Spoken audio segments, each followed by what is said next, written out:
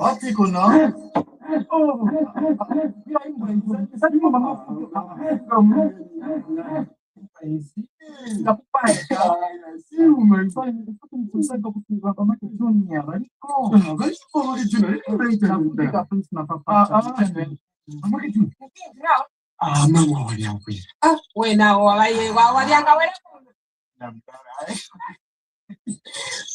Aguardia, não era quanto com maior, sim. Ah, muito bom dia, mas não é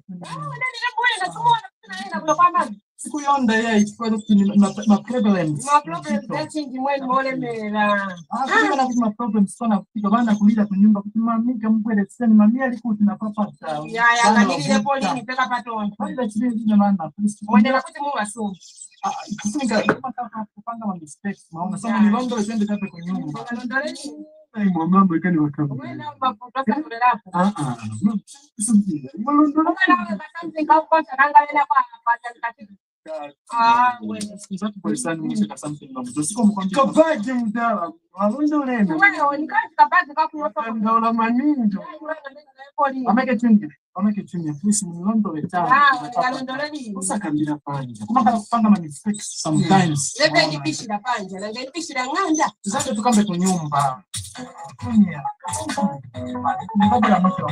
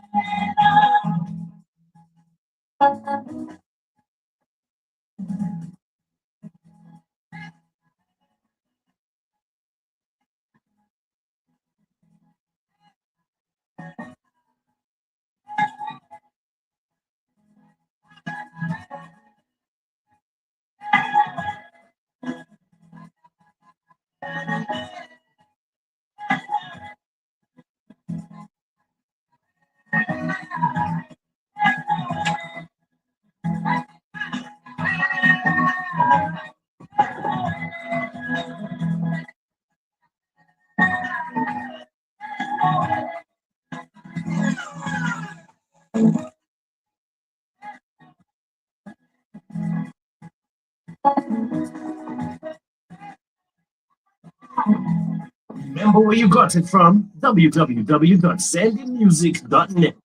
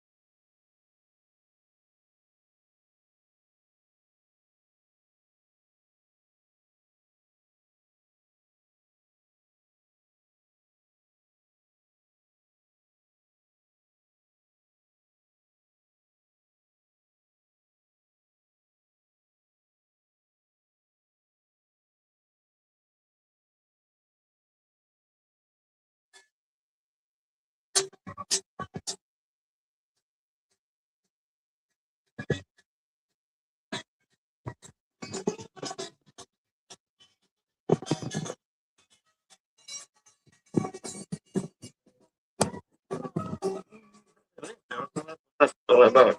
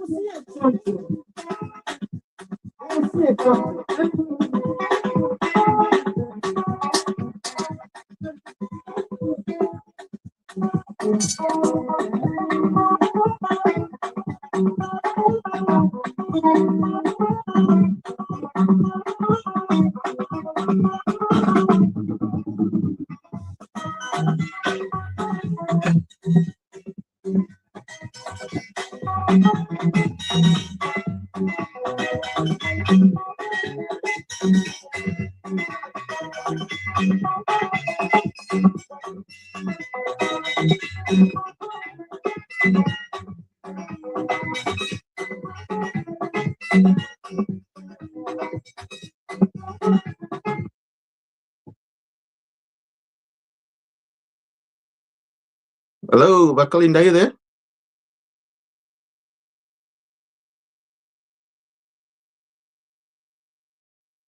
Bakalinda, how are you? How are you, Bakalinda? I'm good, Dr. Fachani. How are you doing? Can you hear me? I don't know whether, oh, good. I don't know whether it was the website, it's sluggish. Entering was a tough one. I had to try it 3 times. Really? Get No, it. I dropped out. I dropped out for some time. Yes. Okay, right. When I finished talking to you, just as you finish, man, and you can smile, and you can phone of yours. So I had to log back in. Oh, I see. Because I was like, why? Uh-huh. Why? Why? I was about to give up, and then it was like, okay. Here I am. Here we are. Here we are. Another day, another dollar. Another day, another dollar. And yeah, you're right about that. You can say that twice. You can say that twice. Another day, another dollar. Yeah, so we have some amazing topics, hot topics. A lot of things have been happening actually. By the way, how was your European trip? That trip I went because, and it's a trip where I didn't plan it. It just happened. My sister fell ill, so I had to go help her out. Okay. So I wish it was entertainment. I only went to the pub twice. You know how I love my pub outing. I only went there twice, so it was that hectic. But here we are.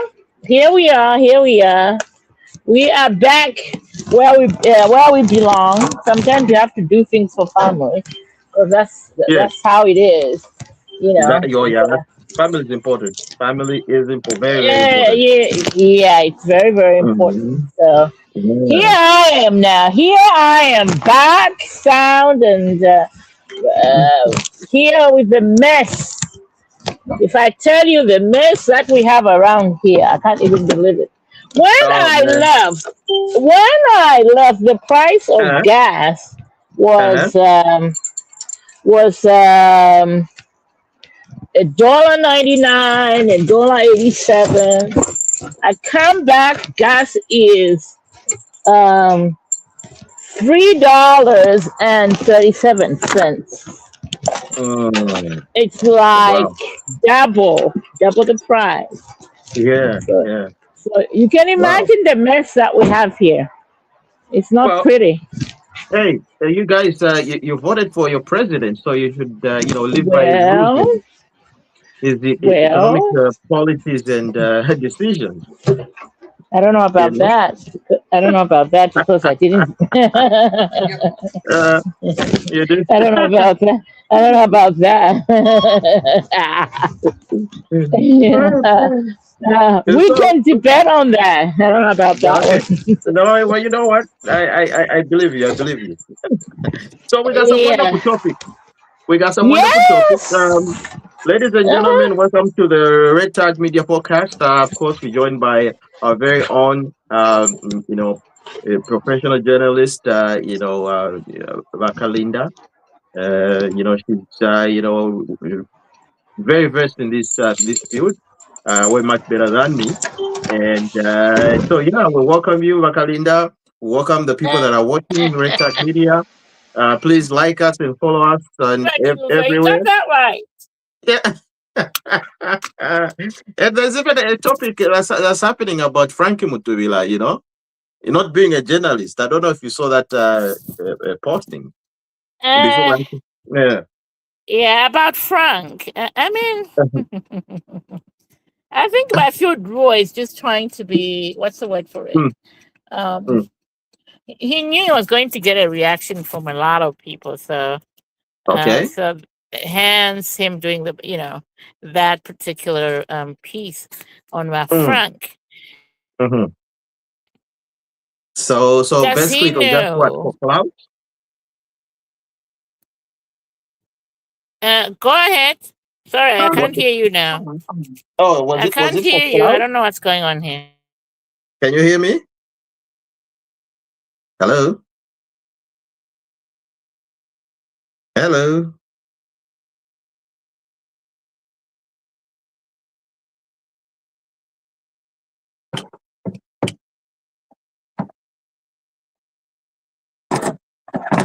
Okay, looks like Kalinda has just dropped out. But there was an interesting piece that was suggesting that oh, she's back. Let's see if this works now. All right, Wakalinda, you're back. Hello.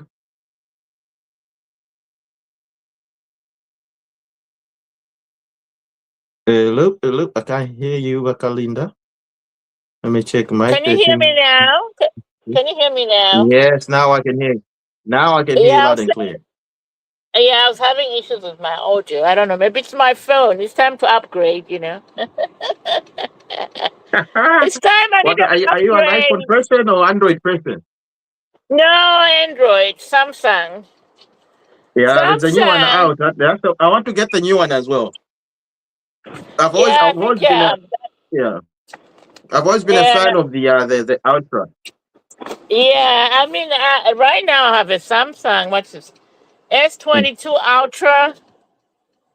So Okay. I missed the Yeah, I had that. S24 because I didn't see Yeah. any need to. But now it looks like, I mean, it's 256 gigs. Can you Yeah. believe Yeah. I'm running out of space? Yeah.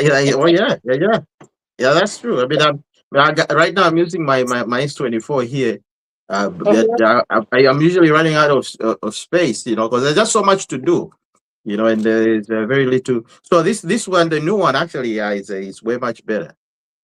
I think I'm gonna get the new one. I ordered the 512, so hopefully that'll keep me for a while. Mm-hmm, mm-hmm. Yeah. So you were saying about about Frank Mutubila not being a journalist. Like, what's your take on that one? Is that a real genuine observation or what? I mean, there's this, what's the word for it? There's this silent, um, I would say, vibe behind.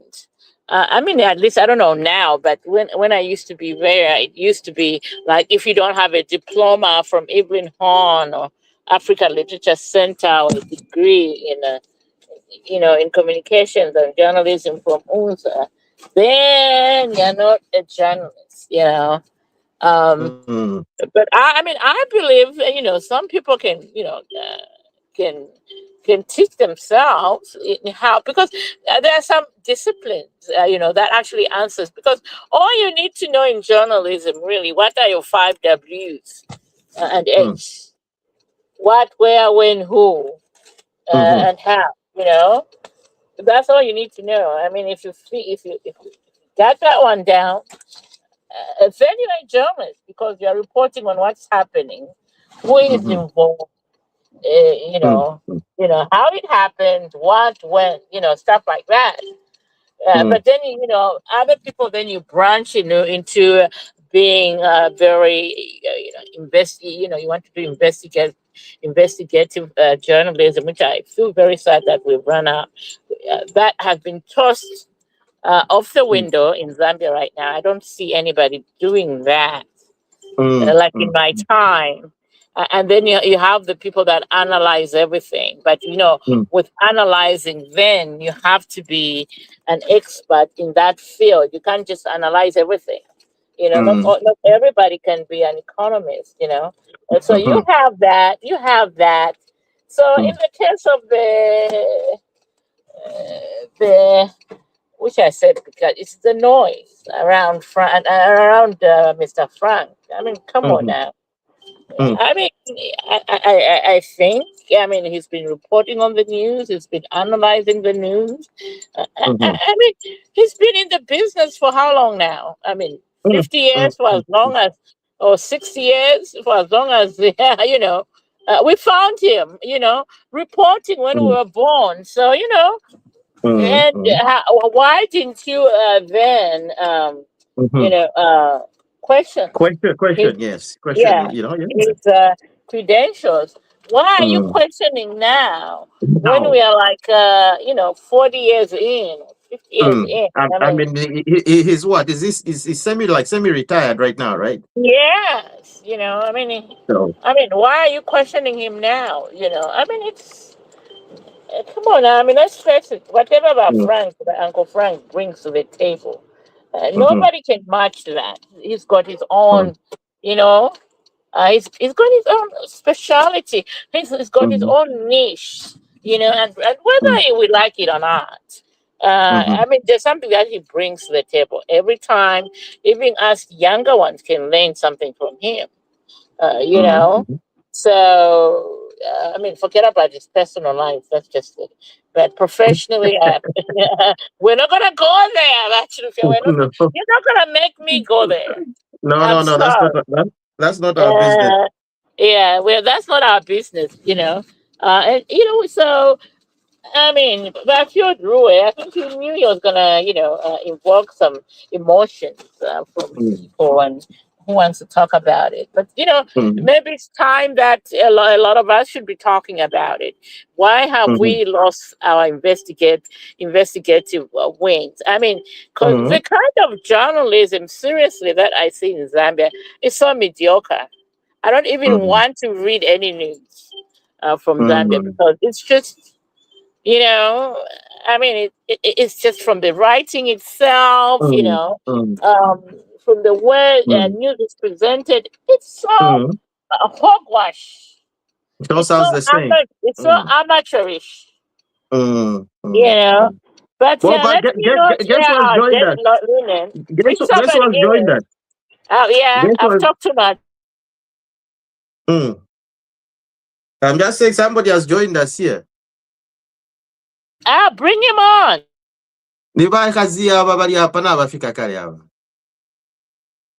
Welcome, Bakazia. Are you there? Yes, I'm here. Can you hear me? Yes, loud and clear. Hello? Loud and clear. We can hear you. We can hear you. We can hear you, Bakazia. Come on in. How are things, eh? No, I'm glad to join you. Can you hear me loud and clear? We can hear you. I don't know about you if you can hear us. Loud and crystal clear. All right. No, thank you so very much. Sorry for joining in late. I'm in northern New Brunswick. Today I did a 5 hours drive to just take the little guy for a winter soccer program. But I'm okay. Oh, fantastic! Oh, fantastic! So, as you're finishing your point about Kalinda, I think we're gonna dive in right after that into a very similar topic on Fred Membe, who owned one of the largest newspaper in Zambia at one point. Go ahead and finish up on your point on Frank. I think, I mean, Frank, with whatever he's done with Zambia, I think he deserves all the accolades, all the respect that everybody of us need to, give him. I mean, but I feel real way. I mean, we, with due respect, the man ran away from Zambia for brighter lights in New York. Eh? I mean, I don't want to wash a dirty linen, but I mean, but Frank has been in Zambia through thick and thin. He's been with the Zambian people. He's never left us. I mean, some of us in the diaspora today, let's just enjoy our lives, eh? Let's enjoy the dollars that we are making here, and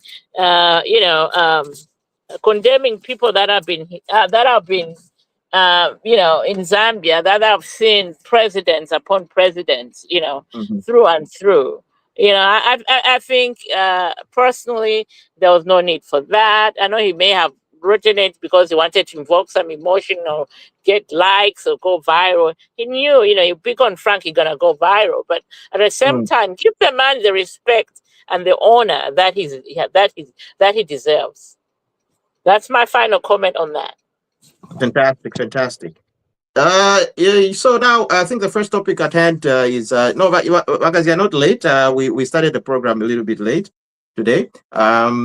So Fred Membe arrested. Remember last week we spoke about what he was discussing, saying when I think he featured on, I think it was Hot FM or Radio Phoenix. I can't remember which platform, but he was questioning, the president's, or blaming the president, the current president, Dr. Hakainde Hichilema, that he is the one that's stopping for Edgar Lungu to be buried. And he was saying, or implying to say, what do you want to do with the body? Do you want to eat it? He went that far and that deep, and people started questioning, like, why are you blaming HH? When the people that are actually stopping this thing from happening is the family, the Lungu family, and Makebi Zulu. And, to make it worse, you're saying, do you want to eat his body? I thought, to me, that was a little bit harsh.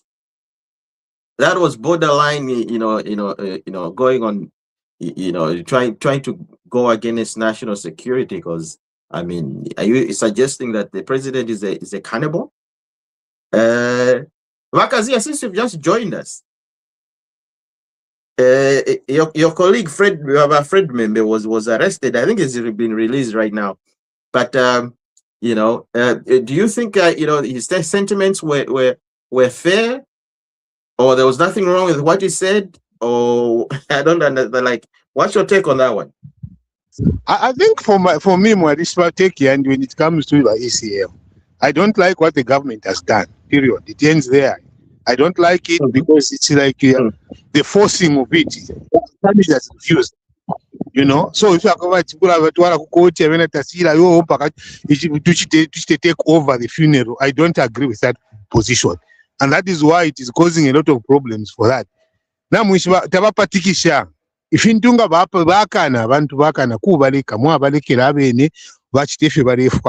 you are not going to lose anything by letting sure that the family buries ECL. He is gone.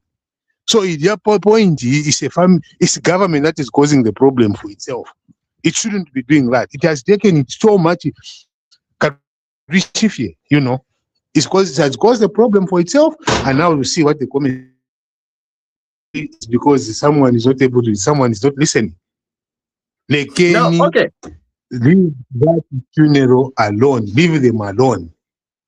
Fire, let's not force matters. Let's not force matters. For me, No, okay. I am with the side of the family. I am not on the side of government on this one. So on this one, on the side of Fred member, with what he said that the president wants to eat the body. You see, those are politics. Those are politics. Those are political let's call a spade. He said,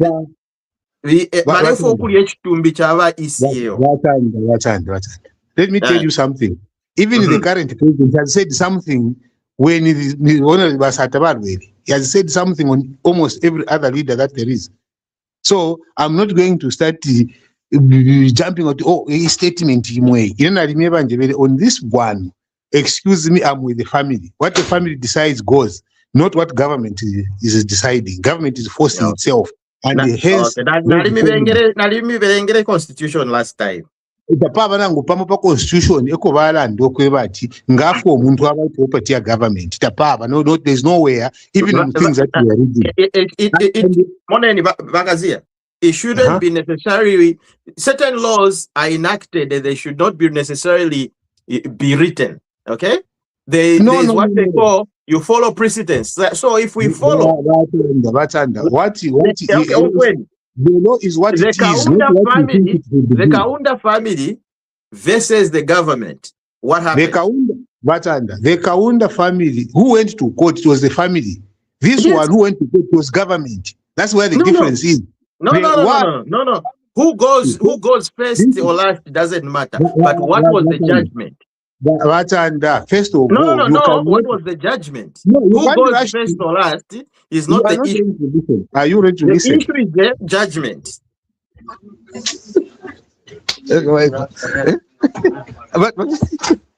What was the judgment? Therefore, of a judgment. What was the judgment? And therefore, before I judgment, let me talk, and then you can go to the judgment. Okay. So if you are going to talk, let me finish. I have told you. Go ahead. The difference is this: in the Hakainde judgment, the people who went to court were the family. In this case, the one who was going to court is government. The owners of Hichilema ever in court. Take yo. Never court. At yo to pay leni. The problem is that one that to pay leni. So I think we've created a big problem around that. Okay, that one is a topic for another day. Really, that's not what we're here to discuss. But the question or the topic of on point or of discussion is a Fred member was arrested for airing out certain remarks towards the head of state that he wants to eat Tumbi, and he's now been released, but. I think certain things, even if you're doing politics, I think we need to be more civil in our politics of today. I think most of the politicians of yesteryear have, I think, lost a little bit of momentum or lost the compass. They're doing it very wrong way. It's rubbing people the wrong way. Even us young people, when we're watching them doing their politics, we're like, I think this politics, we don't subscribe to it, It might have worked 100 years ago, but, who knows? I mean, so, Mahamwani, welcome. Thank you very much. I went to buy a toothbrush. The one I had lasted for 3 months, so I had to discard it. Yeah, I think isn't that the standard? There's this 3 months, every 3 months you have to change? Yes. I exceeded by about a week, so I didn't want to I didn't want a dental problem. Okay, go ahead. What? Toothbrush. Toothbrush.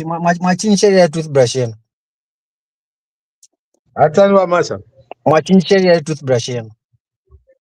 Toothbrush watching after 3 months, but mamas. Okay, not sharp by 1 week. Muchinja after how many years, Wamasha? Ngata kulindala manangu 1 year ya. Oh, how we Okay. wish you the best, Wamasha. Okay, yes, we are back. Let me say this about Fred Membe. To say that someone should eat chitumbi, that is tantamount to cannibalism. You can't accuse someone of say ulefo kulia chitumbi. Is HH cannibal? I mean, let him answer. Let him shed light on what he meant, because no one should be punished unheard. You see, Anyway, he has to explain. HH is not a cannibalist. He does not practice any cannibalism. Ukulia chitumbi. I don't know. Maybe is there a lighter way? Is that an idiom or what?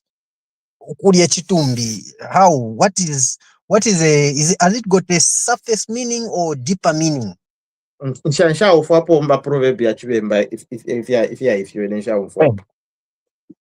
So and worst of all, that man is lousy. So when he says ukulia chitumbi, eat someone's body, the only body we eat is that of Jesus Christ. No one has questioned that.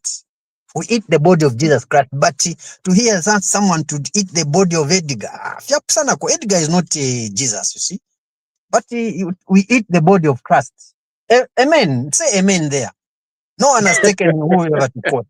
But to eat the body of Edgar, maybe the way we speak, let's be a bit civil and aware that some words don't mean, they don't mean well.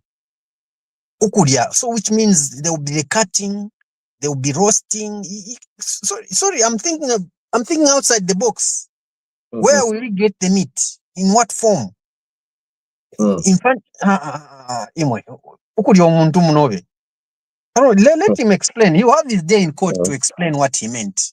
If he has a lawyer, he'll be defended by law, certain sections of the law that say, no, this cannot be practiced. Of course, they will use the law to find him guilty. We are human beings. We don't eat each other. It only used to happen in animal farm where some animals were accused of practicing cannibalism. But now, this is Zambia, and you have his day in court. Maybe, let me even ask a question. Now that this case is before the courts of law, are we privy to talk about it this way? Well, we're just saying what he said. It's on social media. That's what he said.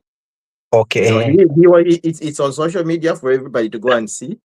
Okay. We're not saying whether he's guilty or not, or going into the legal, but we're just, saying what he said. And what he said was, it's there for everybody to go see. But anyway, but Oscar, welcome to the show. Thank you. How's everybody? We are good. Everybody's fantastic. Good. Are you back? You said back from where? Oh. Okay. I saw that earlier. I said, maybe I have a ticket that I didn't claim. What are you saying? Back from the Persian Gulf or where? I thought, maybe you went to the Middle East. No. Only if they are offering $1 million plus. So what's your take on Fred Membe's arrest and the sentiments? You were there on the program when you were saying those things last time. Yeah, it deserves it. It deserves it. I made a comment. This talking of law to the Mukombon, even Kombon people, they know when to use those kind of language. He's educated. He's a lawyer. How much I would just say that eating chitumbi means what? To me, I think he deserves it. And also, we are tired of this excuse when somebody says something, then they say, whatever. There's a saying they use all the time that somebody is mourning, you don't quote him or you don't take them seriously. But I think it's enough is enough. Yeah, if he wants to help the family and put pressure on the government, by all means, he can do that. But there's a better way of doing it. So he has to explain then to the court how HH was gonna eat Chitumbi. They were, yeah. So, yeah. So that's my submission. Okay. Now, I think Wakazi had something to say about this. I'm not sure if you want to go really into the Lungu topic, because that one I think we already discussed that one to the max, and it's already been settled. But just on Fred Membe and the way he's blaming the current government, blaming the current president, like what does it? Why don't people go and ask Makebi Zulu really? Because if people have the interest of the Zambian people, they should ask Makebi Zulu, so why are you keeping Edgar Lungu in a frozen state? Huh? What machine stasis machine? Takwati wababika esabuka 1935. So let us explain to the Zambian people. Chinshi mulesungi H2B. Abada Zambia umulionse ngomwamu iputenda. Awe ifo trefo kuloshabal bakate former kateka. Even the PF themselves, they're saying they want to be their president.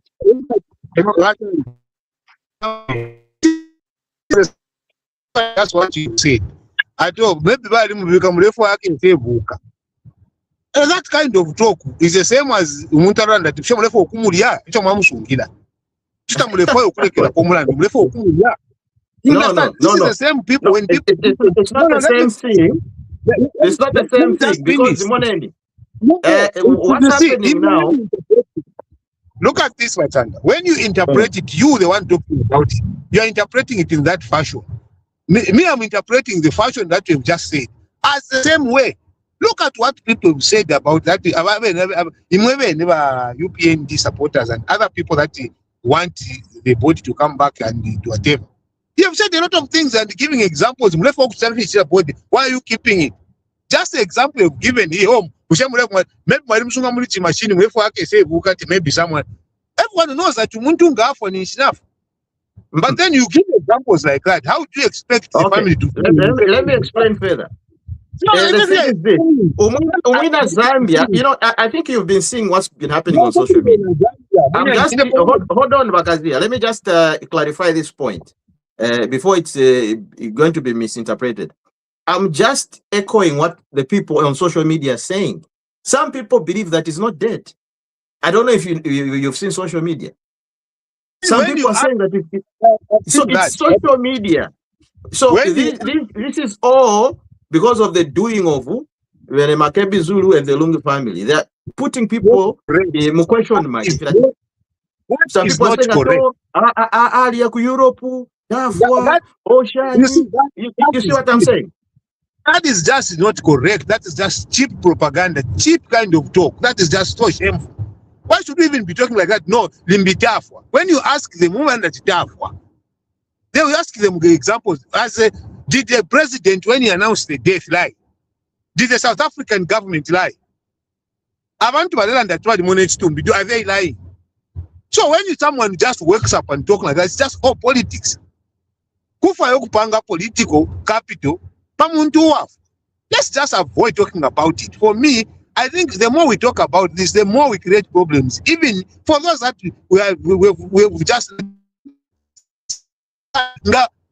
at one time, whether be even if it roll election, it will come to pass. Number iso selu shimo, wama.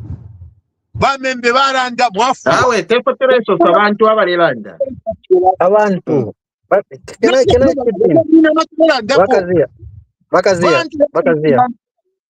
Wakazia, just a minute.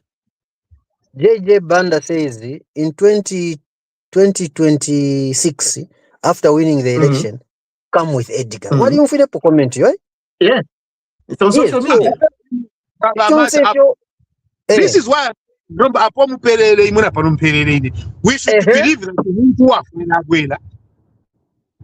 why the president Wesu had even a national warning. He has never said what you are saying. But president, the current president, has respected the position that Galungu had.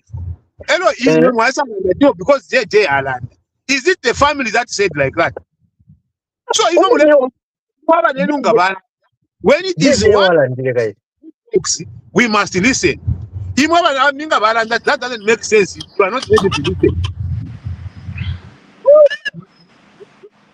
Okay. All right. I think let's not go any further with the Eddie Galungu topic, because I think that one has already been debunked.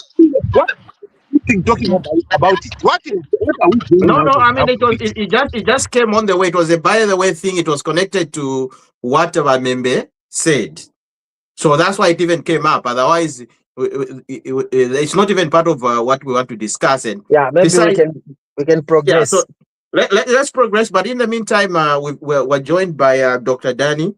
He was just showing me how the beach was looking like earlier on. he was having an early morning jog. I don't know. Welcome, Dr. Danny.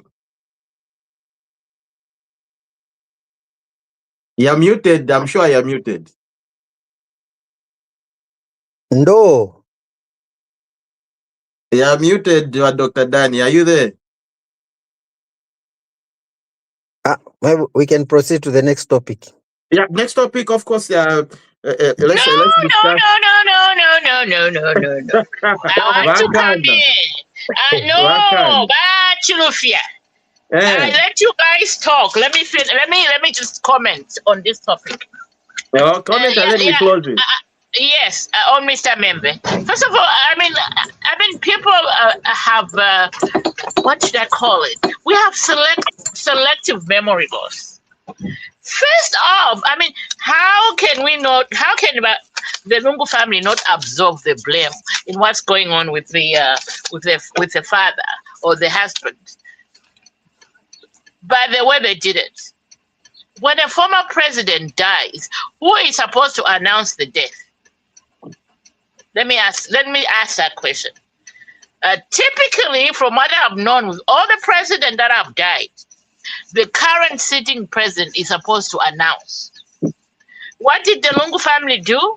They appointed Tasila Lungu to announce the death before the sitting president announces. What does that tell you? The disrespect, the rudeness. Yeah, how they belittle, I mean, they have no regard for the president or the office of the president. Okay, that's one point. The other point is that these guys have cases upon cases. Not only too long ago, Dali Solungu wearing a mask was losing 79 cars and some homes and land everywhere across the country worth 23 million kwacha. 23 million kwacha is not cheap change. Not even Gaddafi or I mean, let me not go there. Not even Donald Trump will give his son 2 million kwacha, I mean dollars, because that's what 23 million kwacha, reflects. I mean, let's be serious with the way, we carry issues, national issues. Now, going back to, I mean, with the cases, they're holding that body on hostage because they want those cases to disappear. They don't want to face the tune because they know that when they land at international airport, they will not be allowed to leave the country to bury. Basically, for me, that's the baseline. Anybody else can argue and beat horns, but that's where the bottom line with all this funeral or the presidential funeral that they're to make out of this.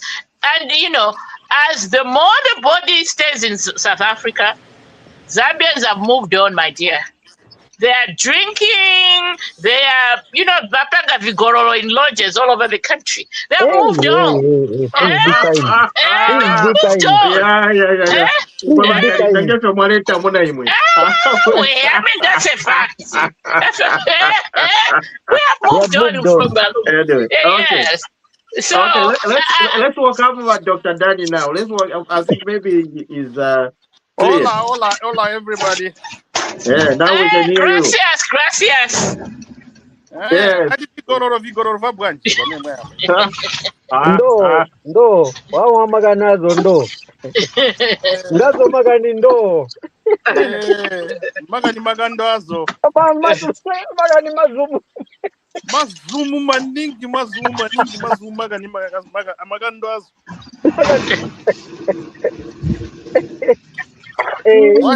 What are we talking about, people? Okay, so the first topic was Fred Membe. We just discussed, the Fred Membe case, not really the case, but his sentiment that led to his arrest. Okay. And then it spilled over to, of course, the Lungu family, Lungu Barrio, and so on and so forth. Because he's the one that sparked the fire on that topic by claiming or allegedly saying HH wants to eat Edgar Lungu's body. So we're saying like in that interview he was actually speaking in Bemba, so I was like idioms ya Mchibemba because that day he was actually speaking Bemba throughout. So I don't know which Bemba that he was using there, Ngayam Zambia, Ashingaya Congo, or maybe I don't know, maybe it might be a different meaning behind the Chitumbi that we don't know. So we were just asking clarity, like can somebody explain to us? Yeah, that language he used was not good language. He was literally trying to imply that HH is behind all these delays and is after Lungu's body, which is not the case. I think the good thing that has resulted from this is that anybody else who wants to do the same thing that Membe did, they're going to think twice now talking about HH and Chitumbi. Because it had become Ichisela. No, HH wants the body. HH wants the body. Now they know that the careless talk like that can land them in trouble. I think it's a good lesson to everybody. I know many people have been talking about HH wants Chitumbi cha Lungu. HH wants Chitumbi. So I think that's a very good example to everybody that if you say such stupid stuff, you end up landing in such type of trouble. So it's a good lesson. And I think now we will see very few people talk carelessly like that. And with Munir Zulu, when he came out, I watched it live myself. He looks very healthy. He looks very healthy and well disciplined. I think the prison, what do they call? They don't call them prisons in Zambia. They call them correctional facilities. Correction. Yeah, I think he did a good job for him. He was panobited, eh? No, he looks very healthy. He looks very. No, I mean panobited in terms of reformed. Like he was reformed. Yes. He's now a changed man. So and he didn't talk much. That Munir Zulu we know about when he starts talking. They were asking him, he just said, no, I just want to go home and rest. I just go home and rest, which is good. I think he's let I had a way now. He's not gonna do all sorts of stupid stuff. And the other thing about curfew roundabout and Kabwe roundabout, I don't know whether you guys have heard about it. They're going to be modernized. They're going to be modernized, and if you look at the way they're going to look in the next 6-7 months, it will be amazing. This Chinese contractor has been contracted to modernize those two roundabouts, and I think the groundbreaking. Finally, my vision is coming into fruition. Yeah. So that's a very good thing for me. Those are the things, and of course, my Binwe Mpundu. Is it Binwe Mpundu? For the first time, he has said something which I love, and to say, let's review these land reforms in Zambia with the foreigners having too much land compared to Zambia. You're jumping. You're going. So anyway, Okay. so for now, let's let everybody. What's your take, Makalinda, on Munir Zulu's release? Oh, it's a waste of my breath. I'm waiting for his first press conference. You know, I mean, has he reformed? I'm yet to see that. For me, the jury is still out on that one. But welcome home, Mr. Munir Zulu. You're no longer an honorable. Let's just put that in. That's a caveat.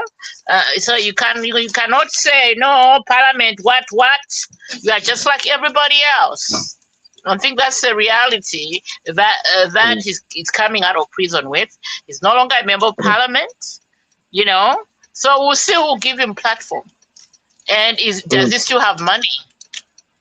You know, all those factor in Zambian politics.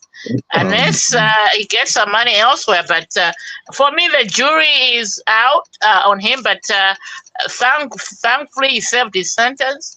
And he should be reunited with his family. It's important for young men and women to have father figures in their homes. So welcome back, Mr. Munir Zulu. We'll watch this space. That's all I have to say on that. Okay. Mr. Mwanza? Yes. Sorry. Yeah, I didn't watch it. Is it released on parole or he is done his sentence? It is done his sentence. Okay. So that's okay. That's good. But I hope he has reformed. That's what I can say, because some of these chaps, they don't reform.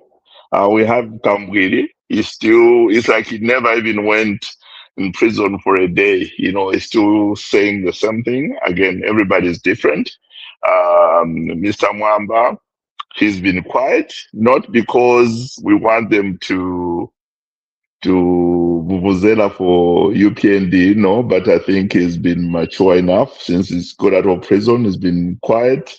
I know the daughter seemed to be leaning towards Chipani, but I hope Munir Zulu has reformed. Others, they don't. We have the Mumbi Piris still making noise, dangerous noise, you know. So we'll wait to hear whether it's actually reformed or you're just in a hurry to get home, and within a week it will be something different. I don't know. But since I have the forum on a different note, kudos to the Kawen and the Kafio roundabout. I'm sure they'll be beautiful, like that roundabout near, I think it was done by Stanbic or something like that, on Addis Ababa, on your way to Intercontinental, on your way to Pamosi Hotel there. It's very beautiful too, yeah. So I hope it looks good. And also it allows a smart way of allowing traffic flow, you know, not just the visual beauty. Yeah, Okay. that one I can agree with you, because actually you know, put up a nice design. I'll share it with everybody. I think must have been 2 years ago now, I think. And you know, I actually even discussed it on Bantu TV. I was like, look, if Lusaka can look like this, because all we need to do is just modernize it. I mean, it should be modern, you know, transport system within the CBD, you know, a modern roundabout, you know, put up nice. If they can do it that way, the way that I envisioned it, oh, then that would be great. You know, I'll share with everybody, you know, the design that I was thinking of, how it should look like. Okay. You know, because I mean, Lusaka is what it's the biggest city in Zambia. It's a capital city. Why should it look like you know, garbage? You know, I mean, if they can just concentrate on just Lusaka, make it nice, the buildings, you know, like I was even saying, like, let's involve even the Asian brothers, you know, our Indian family, you know, the ones that own a lot of shops, to say, let's modernize these shops. And the way we're going to be designing shops from now going forward, don't just design a shop you know, and they just paint it, and then it's been there for hundreds of years. You know, the shop still looks the same, you know. So anyway, topic of another day. So, Vahamwami, what's your take on Munir Zulu? Since you put out the point out to say you wanted to discuss his release. If anyone in Zambia right now wants to commit an offense where he'll be charged with seditious practices, let him have an audience with Munir Zulu. He'll be told that it doesn't pay, because look, Munir Zulu has lost time. He has lost out on events. He has lost out on his career. Simply, his income got shattered. He has to start from somewhere. And the way he left things is not the way he's found them, including the political landscape. There will be even some within his circles that will be saying, this one has problems. He can do anything. He has lost out.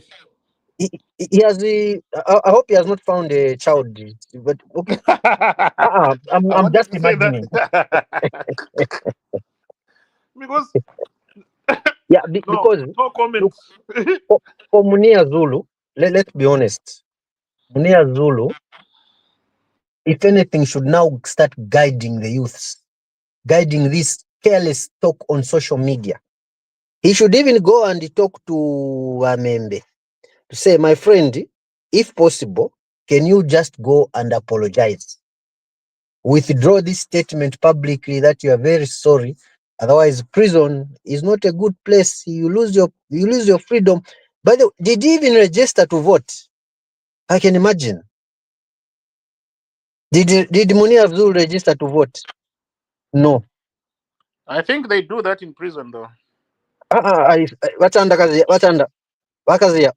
In Zambia, prisoners have the freedom to vote. I know. But prison vote, register as voters, eh?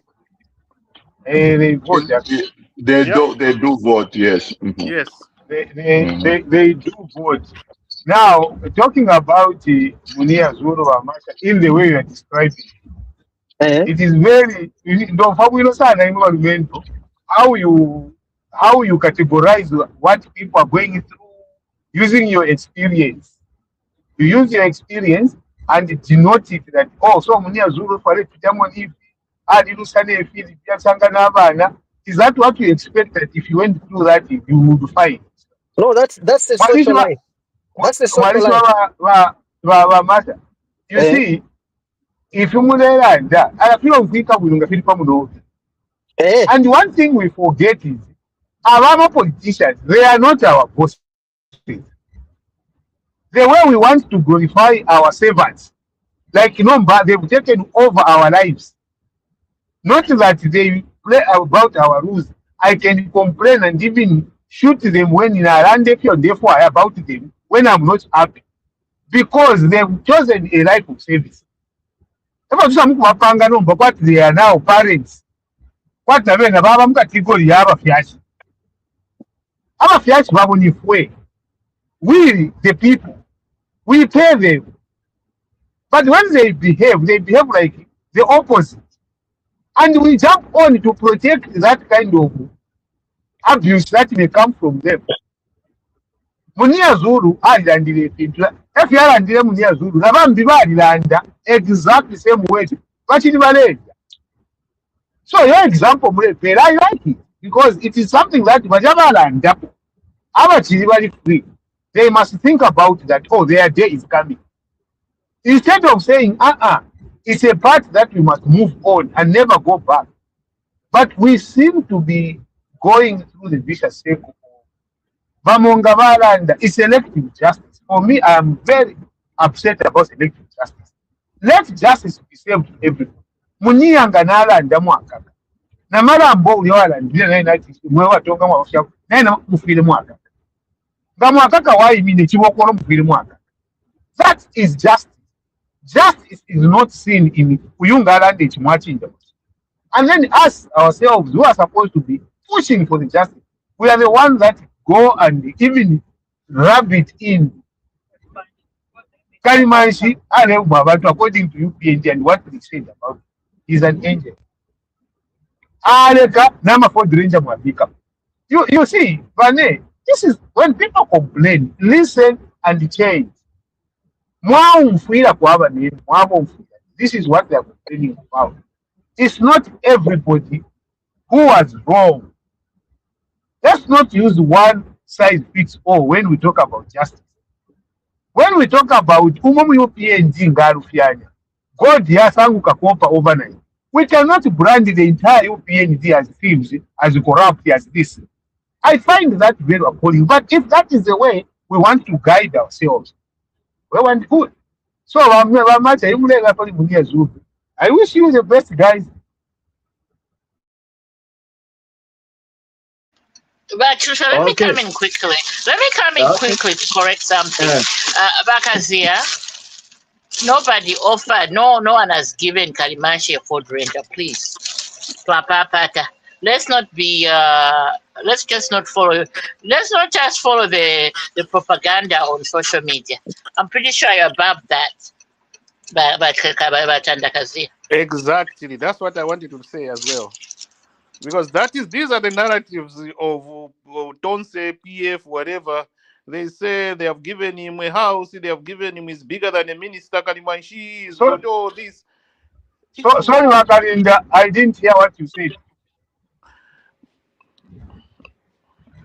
I think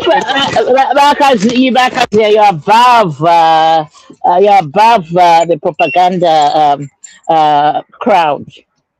You saying that if UPND gave Kalimanshi a Ford Ranger, that's not true. Let's be factual in how we speak. No. Let's not even go there. So that I stop believing it. No. I want you to dispel it so that I can find it. Who has dispelled it? Bakazia, you're above that, please. You are also very much above that. You need to correct it. If you say this, give me the correct perspective and I'll believe you. But you just come and say, oh, you're above that, and then you don't. I expect better than that. Who has corrected it? You correct me. No, we're going to correct you, but what you need to know is that's what I expect. Nobody in the UPNG campaign team or campaign management or secretariat agrees or say anything about that, saying that he was given a Land Cruiser, whatever. Can you correct the information? I want you to correct. You correct the information. You don't say, "Oh, I'm above." Yes, I'm above that. But I have just said this is part of correction. This is part of the correction. Yeah, I've just corrected you. So Kalimanshi was never given a Ford Ranger, Napapata. Let's stop that right now. Nobody gave him a Ford Ranger. Please, Papa. Okay, so this is 1 minute, Vakazia. 1 minute, Vakazia. Let's just look at it this way. Okay. Okay. Even if UPND is desperate, why would they do that? You're asking me. You want me to answer the question? No, let's just look at it, holistically, because I think sometimes Makarinda has clarified that nobody has given him right. I would trust that. You don't justifying. Can I chip in here? Has clarified that this is the correct position, and I get it. There's no need to go forward. But Chandakazia, when you make such a statement, you have to have proof. You have no proof. You have no proof. You have no blue book. You have no whatever. Nothing. You saw him driving a car, and you say it was. There's no proof.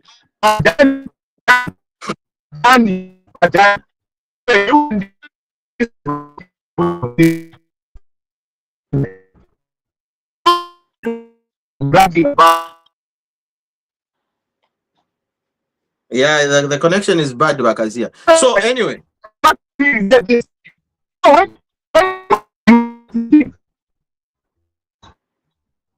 Yeah, Bakazela, you're a little bit up north there, so the connection is a little bit bad. The internet connection is bad. In any case, I think. Yeah, we can hear you now.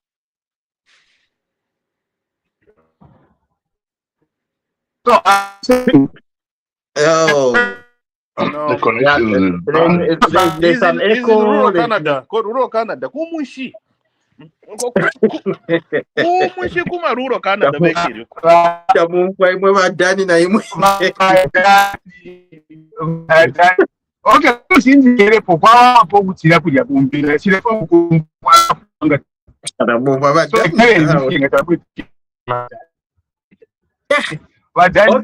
so okay, let's do this. We have already discussed Munir Zulu. I don't think Munir Zulu is like a big issue or big topic.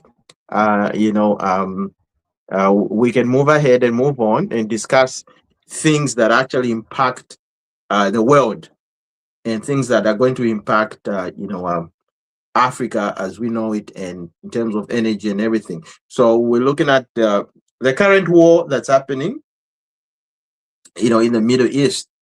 Of course, the leader, I think they call them spiritual leaders in Iran, was killed or assassinated. Now Trump wants to go and, is warning Iran to say, surrender now. If you don't, then that will be the end of you. So I don't know his tactics, his politics, how he's doing things. Is this going to haunt him? I don't know. I'm just looking at. I've never seen a United States president do business in this manner, where you just want to go and grab and get or do whatever you want to do without following international law and stuff like that. And gentlemen, the war in the Middle East, what's the implication? Are we going to see fuel prices going up in Zambia? Can I pick it up from there? No, Mr. Mata, before you do, because I'm right here in the middle of things. Let me pick it up. And I'll start by saying this. I left here on the 29th of January for the UK. The price of fuel was $1.99, $1.87. I came back here on the 27th of February. The price of fuel was $3.57 a gallon. Okay? And so with whatever is going on over in the Middle East, I won't say much. You asked a question, if this is going to haunt him. Yes, it will. And anybody else who is involved. Because one, they have no end game. When are we coming out of that country? You don't go and bomb a country without no plan at all. I mean, they said, we're there for regime change. Those people, those people are not even organized. How are you going to go and bomb a country who are not organized themselves? Okay, so it's going to haunt him. I mean, for me, I cry for those 150 children that died on that day. My heart breaks. As a parent, I wouldn't want any parent to lose a child like that. And then you're going to say there'll be casualties? Oh, come on. I leave it there. Making America great. You see, when you make a country great, it must be in the positive sense. You don't become great by causing wars, making people die. Children.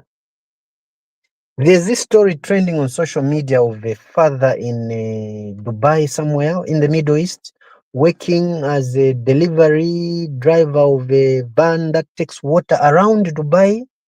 The missile strikes the van that he was in. He dies. The story back home reaches his family, children. The house that he was building is still at about 4 or 5 courses. Look at who is suffering. the common man.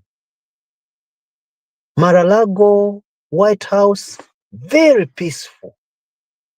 This world, we have people that are very, very selfish. They look at their interest like it's them alone who should live in this world. It's them alone who should enjoy. When others go out to struggle to just make a living, immigrant laborers, they are really moving around the world looking for opportunities and capital. And how they are dying is really sad.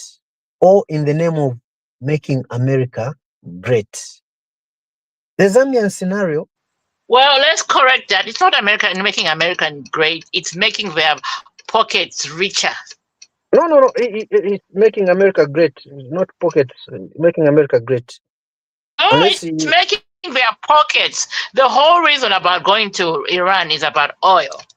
And that oil is going to benefit his inner circle. Period. Was it not enough in Venezuela? He wants to grab everything.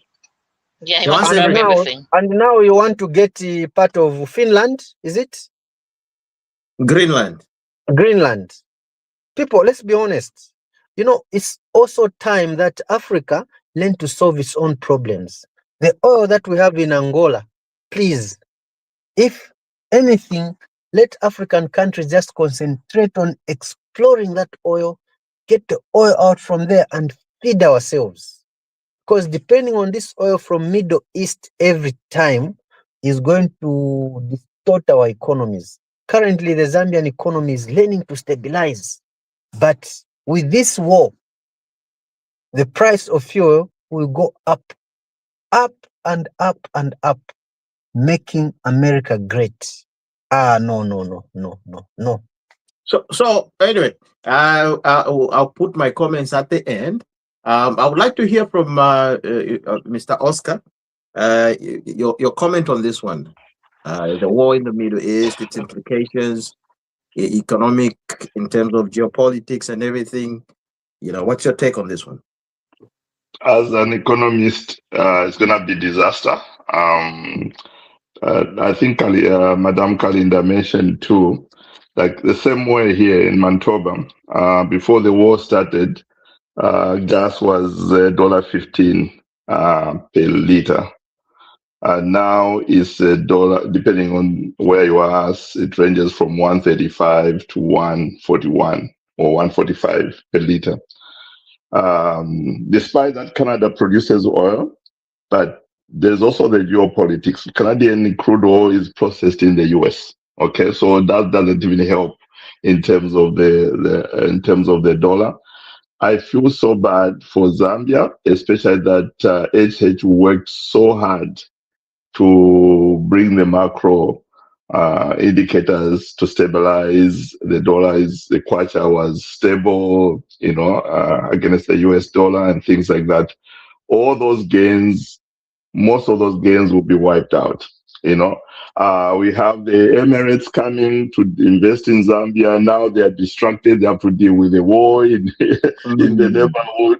So the impact will be so so big, and this thing that it will last a few weeks or whatever, I doubt, but we hope it does. But in terms of if it prolongs, it's gonna cause more and more damage. This America again, I don't think it's a coincidence though. I don't know that it's even about oil. I think in a way, Trump wants to leave this legacy that there's this president that came that made America bigger than the current USA we know today.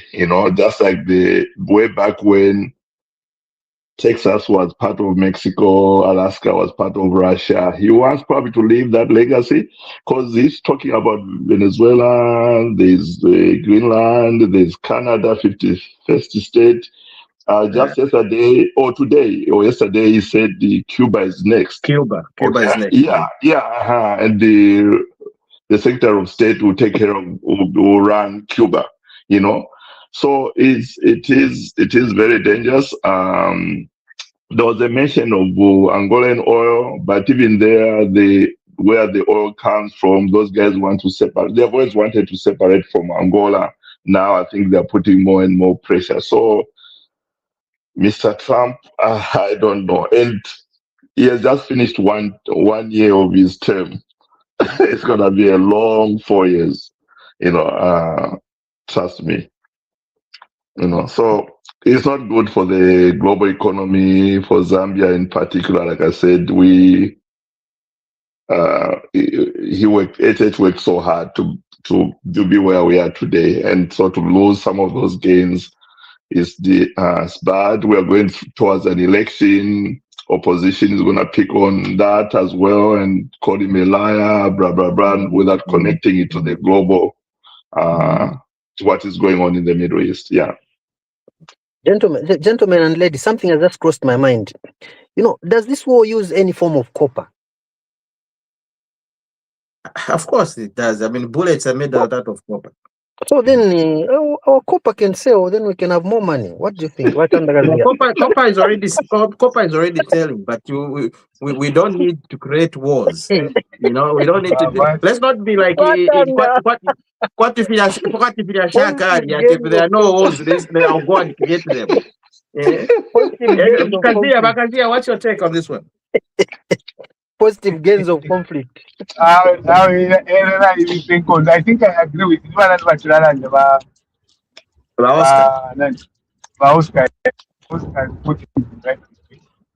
Yeah, it is something that really the gains that we've made are likely to suffer. Yeah.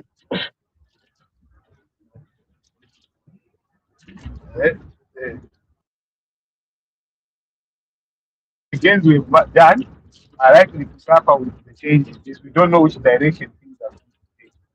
But I think we're also something up right.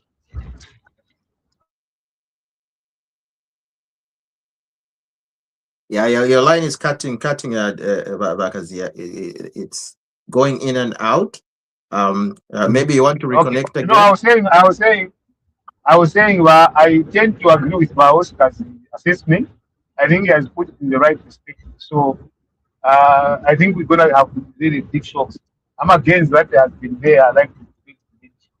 So that's what I think I can see on that. I also can put it in the right. Well, my take on this one, yes, of course, because of the geopolitics, just like everybody is saying, the economies of the world are going to be affected because we all run on oil, and actually brings me back. It just triggered the thought in my mind. China has actually announced to say by 2027 they're not going to be using any cars using fuel anymore. It'll all be electric. So they're doing away with the oil or fuel as we know it. So the minimum that would need would obviously just be for other sectors and other businesses, but for moving from vehicles and stuff like that, it all be electrical vehicles. Everything will be all electrical. I think which is a direction that we can actually tap in. And for us in Zambia, especially like who mentioned about the Angola oil? Angola, they're actually currently building a refinery. And this refinery that's being built, Zambia has a stake in it, actually. I don't know if you guys know about this. Zambia has about 30% stake in that refinery being built. So it means that once it's completed, and once all, according to how they're picturing how it's got things, oil will be moving, it will be coming directly from Angola to the copper belt, where they're building a new refinery. All refinery is being built right now as we speak, then distributed everywhere. So people that were crying about Ndeni, there's a new oil refinery that's being built in the copper belt. So all this will come, will make sense, later on, when all these pieces are put together. And, so that, and the vision, the last meeting they had, they're saying like all the African countries now are speaking one language. One, they don't want to be exporting the raw materials outside in terms of the minerals. And two, even the fuel or oil itself, any country, Nigeria, Angola, all the oil, producing countries in Africa, they need to form a conglomerate where they're able to build certain lines or certain distribution points where African countries can access oil at a cheaper price without having that dependency on the Middle East or Saudi Arabia. So this is a huge thing. We're going there, but it may sound like it's a pipe dream, but it's going to happen very, very soon, because if all the nations in Africa are thinking the same way, just like HH is thinking, just like everybody else, I think they've realized that, look, we can no longer depend on the Middle East for certain things, and we can no longer depend on America for aid. Okay, so what are we going to do? Let's start building our own, drug manufacturing companies. So I mean, the US really, what is it? They fund us heavily in health, right? Yes. But it's something that we can actually, do ourselves. The US Ratanda used to be, not anymore.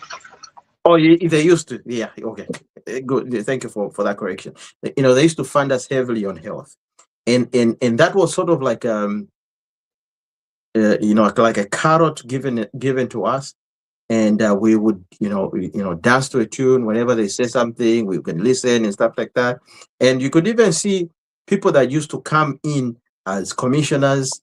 They had sort of like a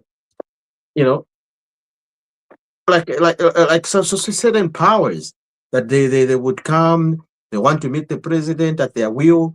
They want to but when this one that was there, when he started saying all those things, because he wanted to be meeting the president at his own whip. The president is very, very, very, very busy, but he went on the TV crying to say, oh no, I'm sad that this thing is going to happen and stuff like that. So that was a move. It was a pawn move, and us as Zambians and HH, we saw it as it is. And you never heard HH talk about it or mention or comment on that one. But what HH said was, we will start producing our own medicine. Now, what next do? They say, okay, fine. We're going to give you $1 billion as a grant in health. Now, after reading all the stipulated conditions, the government refused. I don't know if you guys heard about this one. The current government refused the 100 billion grant in the health sector that they wanted to give to Zambia. They refused, and they're saying, no, if you want to give us these, if it's a grant you want to give us, this is they put up a proposal, like so what you call it.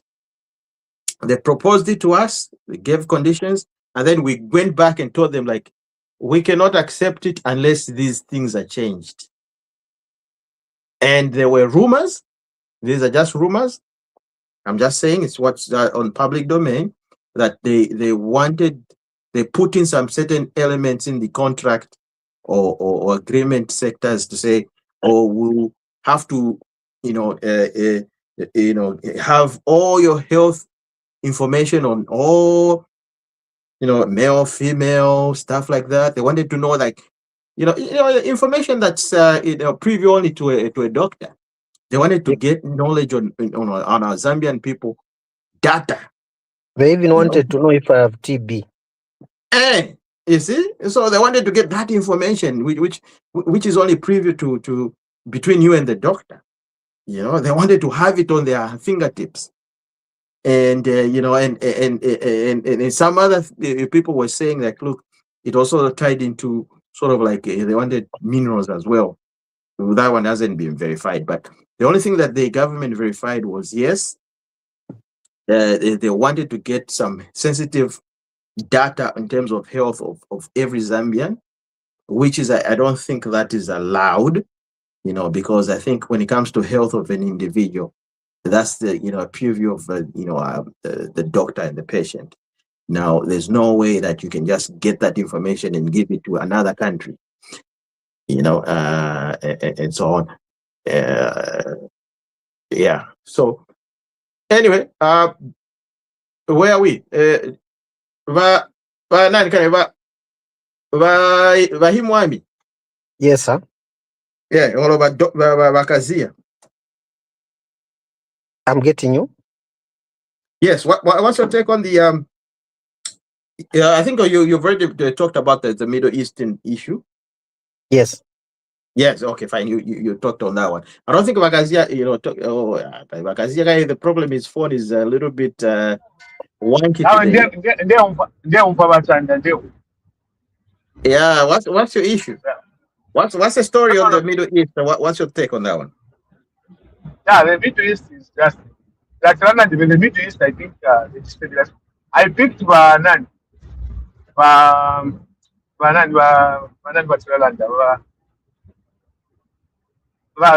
who submitted it was Oscar. Oscar is it.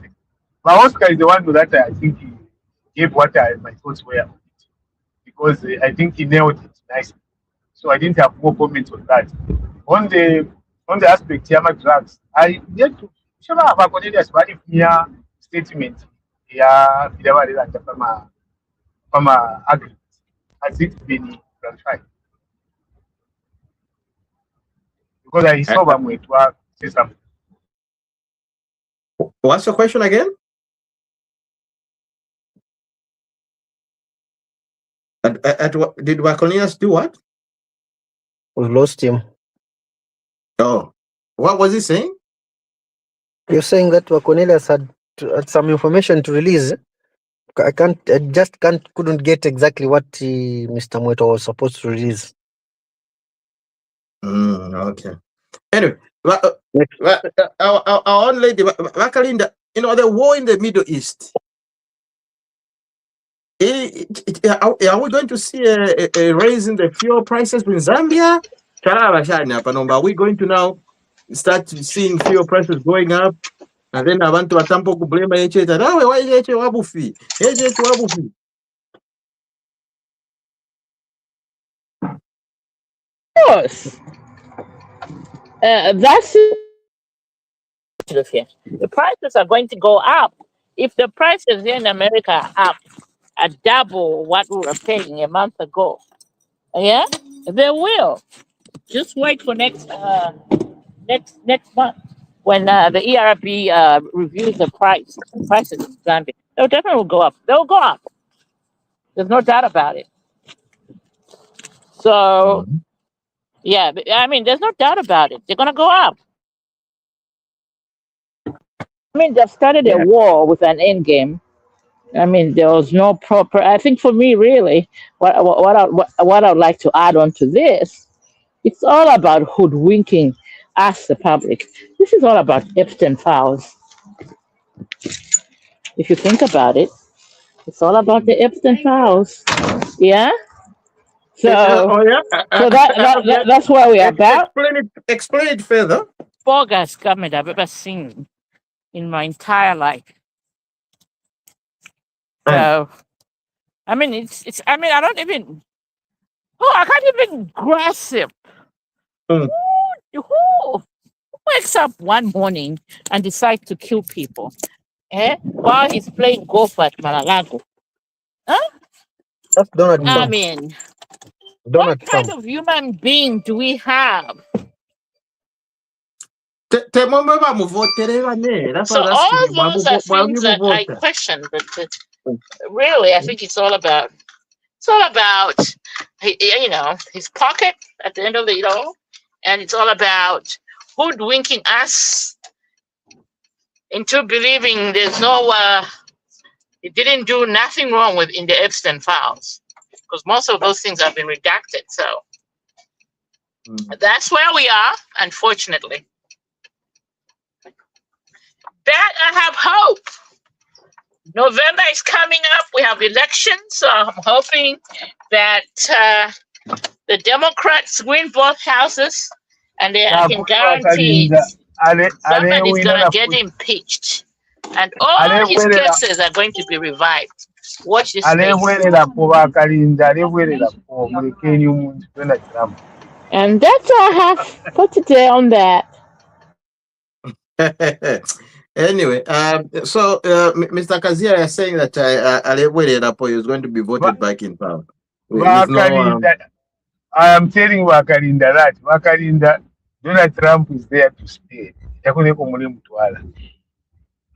But I think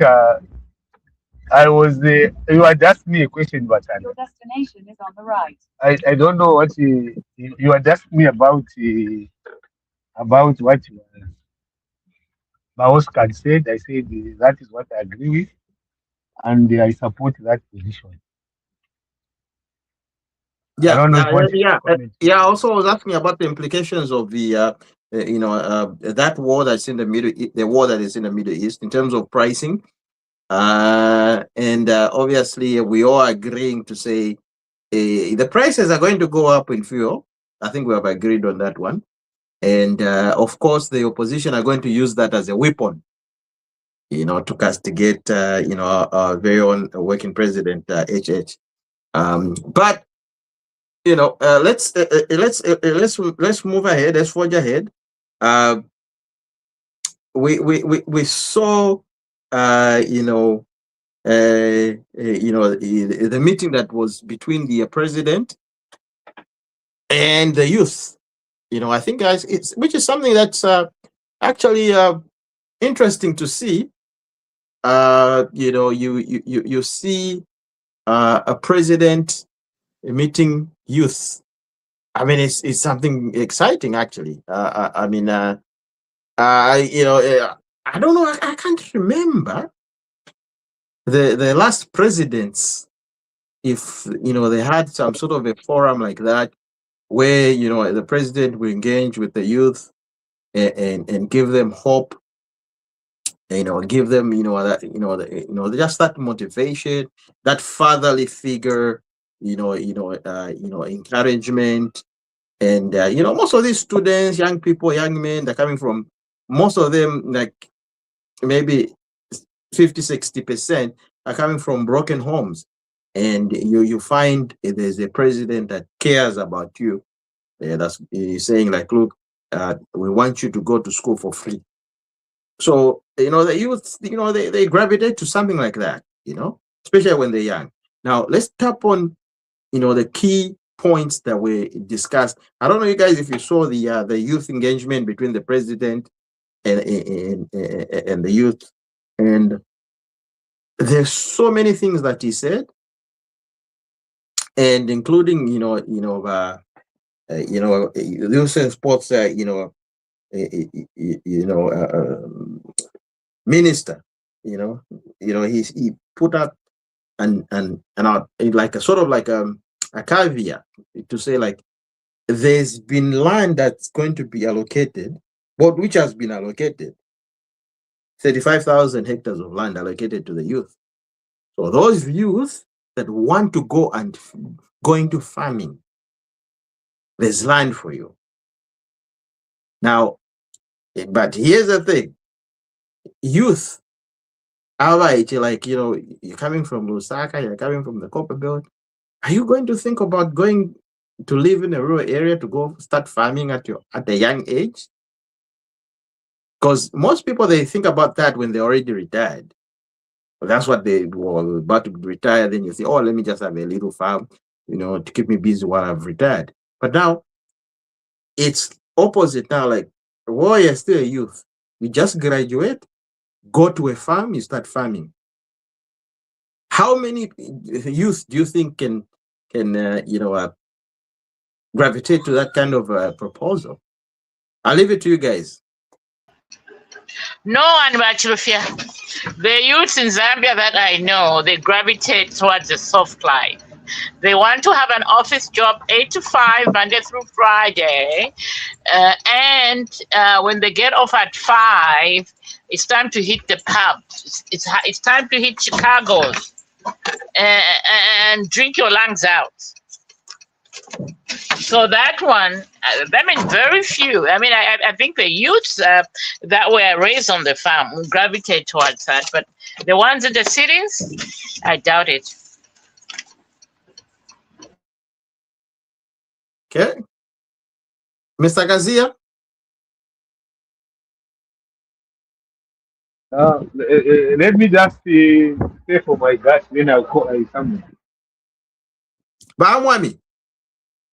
Looks like you're in a tunnel now. Where are you? Bamwami, are you in a tunnel? No, I'm in the house. Yeah, Oh, the youths of now have different priorities. Some are religious, some want school, some want to join politics. Of course, some of them want to do some farming. They really want to do some farming. They want to engage in the economy and how they can better the situation. They're into businesses, because to just go and say you've given them land, it's not maybe the best of things. Okay, land is capital. The only thing that I can encourage the youth is to have an open mind, to have other ways of making money. They can form cooperatives. Start farming. It's not a bad idea. You can't go wrong with farming, because every Zambian needs food. Every home in Zambia needs 3 tomatoes a day, minimum of 3 tomatoes a day. And even the price of meal that we so much talk about, which is very high, it can reduce if most youths went into production. By giving them land, he's simply saying,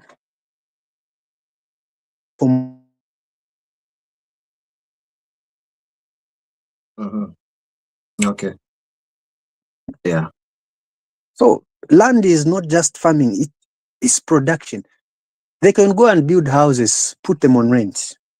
They can go and maybe start some form of industry, cottage industries, multi-economic facility zones. They produce something. They can go and maybe do carpentry, welding. In some areas, they can still do a lot. They can do fish farming. There are many things that can be done. They can grow tomatoes, soya beans. Some of them can even engage in sugarcane production, sell to Zambia Sugar. You see, there are many things that can happen to land. It's not just about farming. There are many other things. Of course, they should not get it now. Word of caution. They should not get that land and sell the land and then go and open go and buy a bale of Salaula in town. And then when the council come to chase them, no, this president is not good enough. If they are given land, there should be a way of monitoring them that it's not sold. There should be a caveat placed on that land, say, no one shall sell or buy this land for the next 10 years. Because some, it will be a way of gaining capital quickly. They give him the land, they sell. Go back in town. I yield. Oscar, this is a very important topic. I think it talks about the land policy, the new land policy. It touches on that as well. That's going to be done. What's your take? Yeah, so I keep on claiming that I am this and this, but so I said I'm an economist. So to be specific, I'm an agricultural economist. I worked at the Ministry of Agriculture, Planning Division in Zambia before I came here. This idea of giving land is not new. Let me share, I'm one of the culprits. When I was at Ministry of Agriculture, there was land that was opened I think it's towards Lusaka East, 25 acres for new grads to help to, because I think they saw that these seniors go back to the land, it did not work. So they wanted to encourage young ones to take it on when they were younger. And we didn't. Worse for us, there was a scholarship to come to Canada. So which young person, how old was I that time? 28. Would you think of farming versus going abroad? So my point is, yes, land can be there, but they need to be guided because these are young people.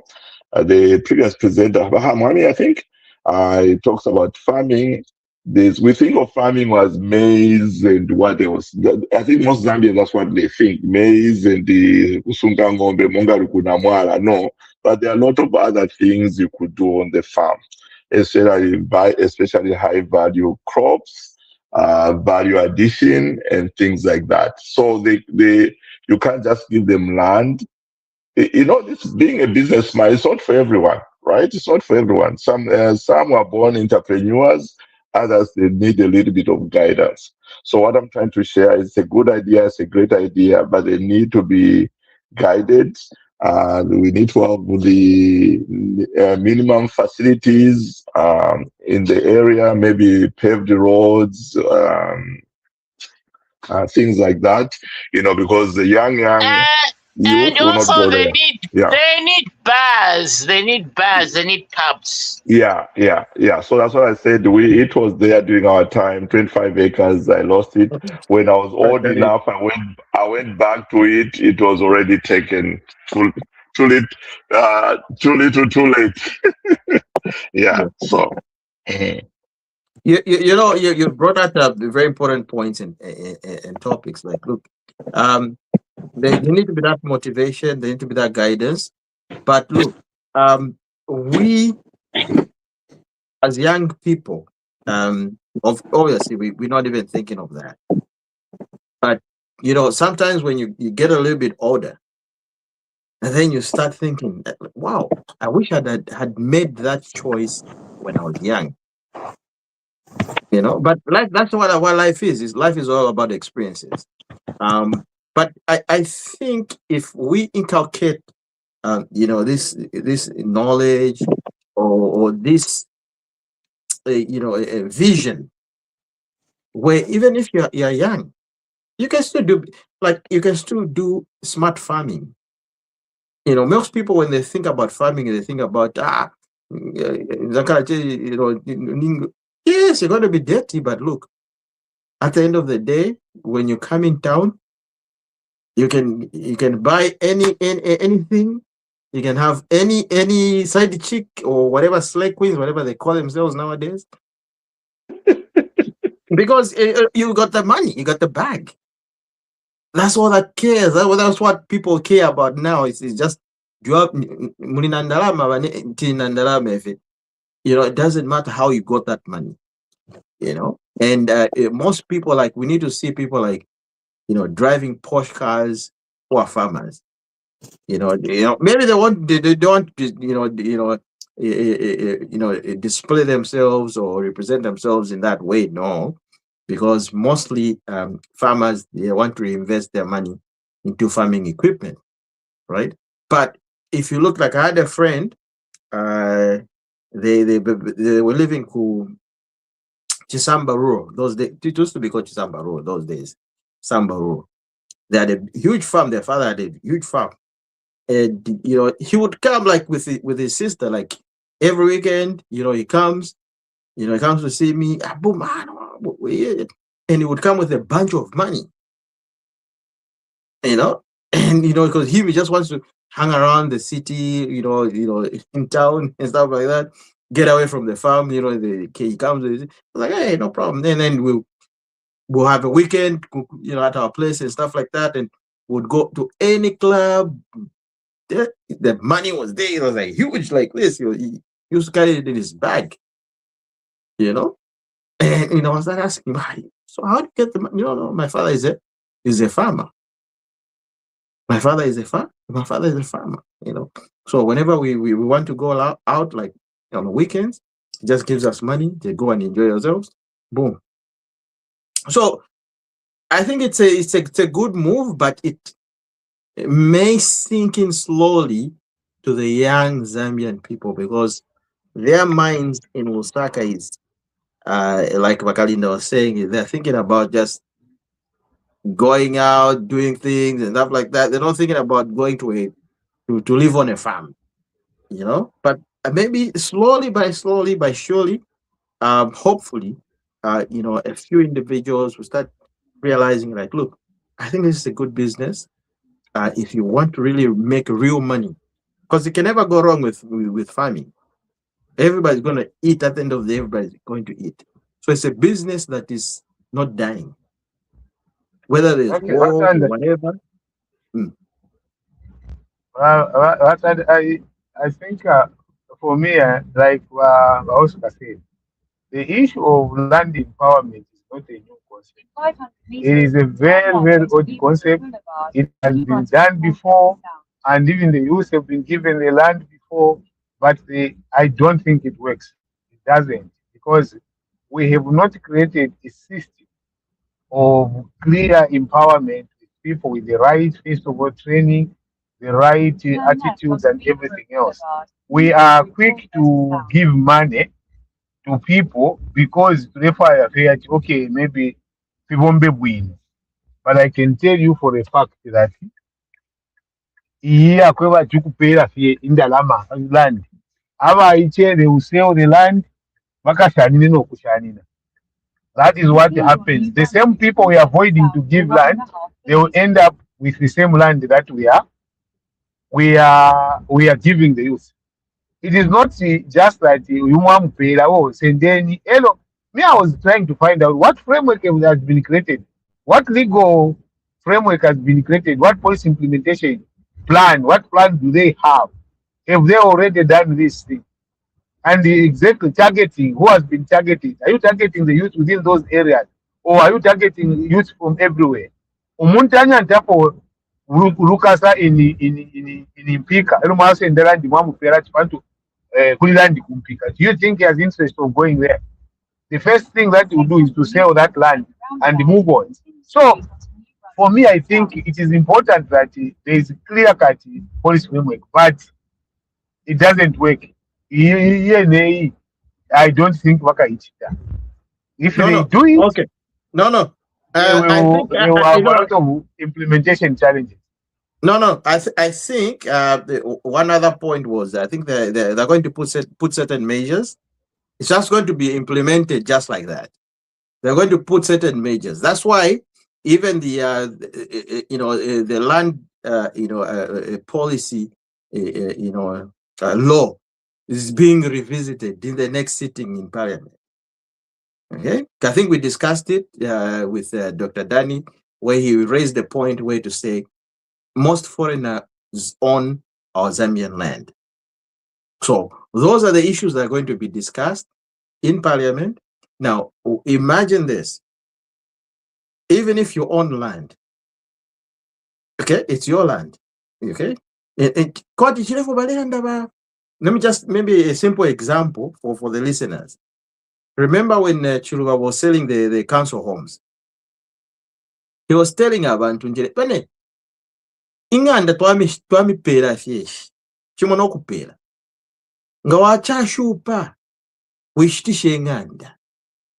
Ibike parenti, ule liyako. Wakwikala kumbina iwe. Ule liyako panono, but yobe ninganda yobe. Same thing with the land. You can actually just put it on lease. You know, if you have the investor that's interested in your land, no, it's your land, but they can come and do whatever business they will farm, whatever. You put it on lease, whatever you sign, but it's yours, not selling. You are taking a simplistic view on this matter. There was a time. Let me give you people can understand it. Let me give you because look, you're questioning. Look, you're questioning the fact that people will start selling.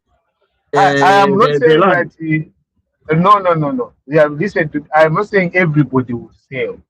That is not correct. To think like anyway, everybody will sell.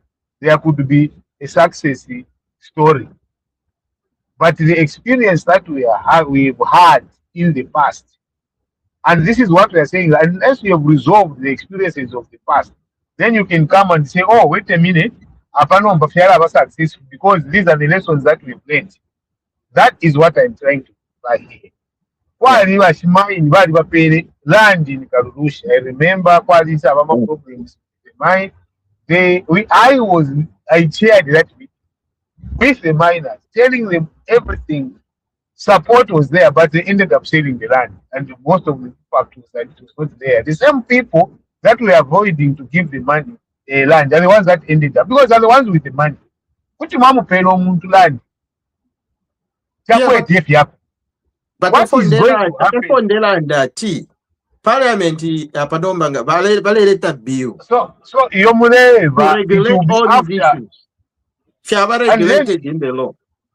If that be the case, that's what I'm saying. Unless, if you heard me correct, I said unless you have dealt with the failures of the past through a policy framework, legal framework, and everything, which is seen, and be given a chance to be implemented. If you have done that, well and good, we wish you luck. But if you have not done that and you just come and announce, because for me, I would have loved the minister. He's announcing that plan where there is a policy framework, there's also a legal framework. Then he says, effort to understand. Because don't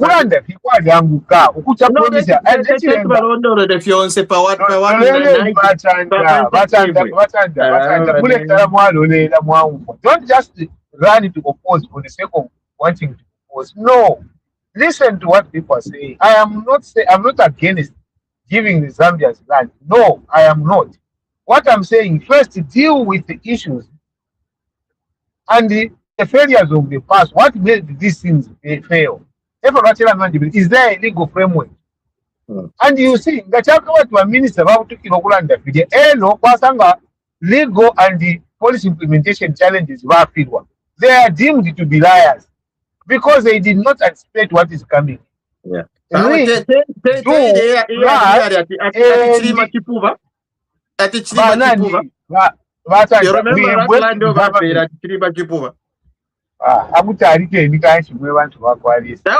what we are trying, because you see, you are bent on trying to discredit. I'm telling you, say, giving land is a good thing, but have you learned from the failures of the past?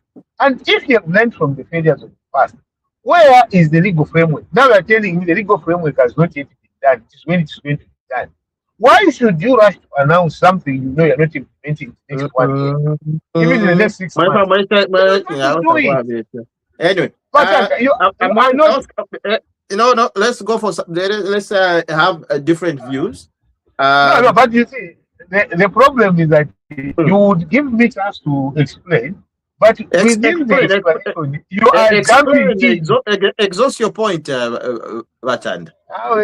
Let others come in, Vachand. Exhaust your point, because you know, like what you're saying is what we're just saying. Like I just told you, and then if you're like past experiences or Muliranda, copper belt filia, ama miners, whatever it's the promised land, whatever Chilima Chupuba, or whatever. I don't know what was there, something like that, whatever it was. Who has talked about Mulungushi? No, I'm just saying. I'm just saying it. Oh, you are the one saying. There wasn't a legal framework surrounding that one. That's why because that's what you're talking about. No, right? but in give real life experiences, real life examples. I am telling you. Wait, I'm left for example. Tell another example again. Like you to give an example, what is your example? It's not mine. I am giving a totally different example that I would want you to listen to. But the problem is that in Gawaranda, we have said this credit without listening to it. No, maybe let me chip in. let me chip in. I think what we are Go talking ahead, about the Oscar. legal framework. I just told you that we were given 25 acres in the Great East Road for the new graduates that were at Ministry of Agriculture. There was no legal framework, but the papers were there. They'll do all the title deeds and things like that. But in terms of support and guidance, I'm talking about the ministry built us flats in Chifundo in Emersdale. Why didn't they build the same flats, coordinating with the offer of the 25 acres to encourage us to go to the land, build those things on the farms that have been allocated, right? But they would rather build those things in town. So there was no the systems are not talking. You want to give us land, there's really nothing, it's just bush that the land clearing was going to do it, but you built us houses at the Emersdale. When they build those houses where the farms are. Yeah. No, Oscar, that is then at least you have accommodation, right? You have accommodation. If it's at the farm, you can even rent it out, it's yours, but this is to your farm, you know. So that's what we're But Oscar, that is precisely what I'm trying to say. That if we learn from that, imagine that like that. We have that experience of land a residence in Lusaka. So have we learned and what changes have we made to that? Because when I say the legal framework, it's a legal framework to compare you. Should you stand in Lusaka? What should happen? You must be held accountable. So those are some of the things that we say, okay, we made this mistake. This is how we corrected it, and this is how we implement it. That is what I'm talking about. I'm not saying, oh, you should give out. No, but what lessons have we drawn from the past? So Oscar is just giving an example of what failed in the past. Makalinda's been quiet. Makalinda, what's the stake on this one? I want to hear from you. And then if you have sold those flats, now it's just the niche nafi number.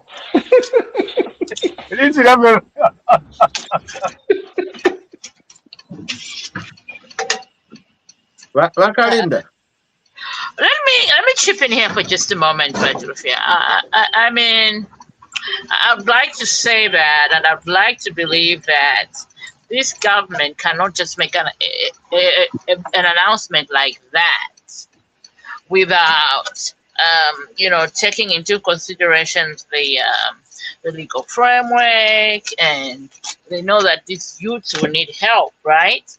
So at the same event, I think if people were listening to that event, I think the president also announced that under CDF, they're going to make sure that they are going to have somebody there who will be helping these kids, apply for loans. Because some of them, I mean, to be quite honest, they don't even know how to do a proper project proposal to get some of these loans. So under that component of the CDF, the government will have somebody who will be helping these kids write those proposals to get money from CDF to take care of themselves, to do farming and other stuff. So I like to really believe that all that has been taken into consideration. I think this allocation of land, like what Oscar says, anybody can get it. All you need, get your name on there. They give it to you, and you go to the Ministry of Lands after you do your surveys to apply for a title. I think that's the process. So, I mean, these are the things that we're talking about. I'm pretty sure that the government has, looked into that. I mean, we're talking about a government that's methodical. They wouldn't just announce. And that's why they, going forward, they'll have somebody at the CDF office helping these kids write up project proposals to get the money. To do their farming. So Well, yeah, I mean, we have valid concerns. Yes, we have had experiences in the past, but I think moving on forward, those failures have been, taken into consideration to come up with a plan that will make, this new proposal work. I mean, is it not too long ago when we were out here talking our loudest on the ZNS, what it was, Zambia National Service, voluntary service, that has come to pass. Nobody's talking about that. There are kids that are going there. So let's hope and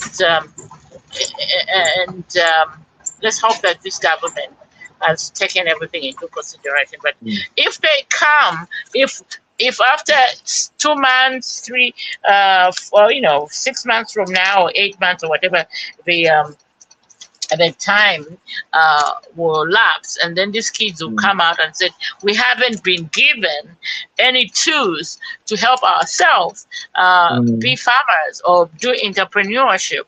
Then we have very good reason to talk about the failures. Why are we running to talk about failures when nothing of that yet has happened? That would be my question. I end there. Yeah. All right. I would want to give a quick response to that.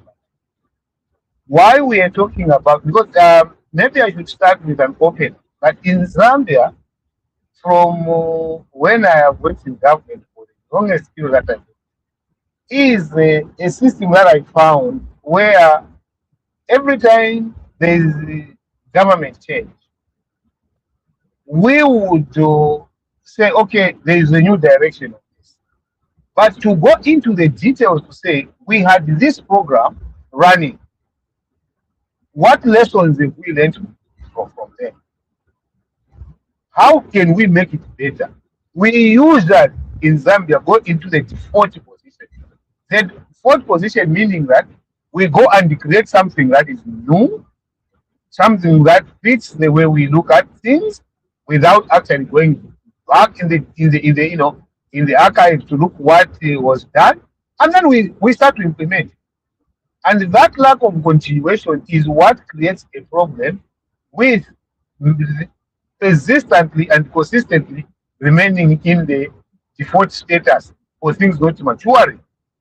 Now, having said that, you may wish to know that every time there is a program like this, there is no documentation.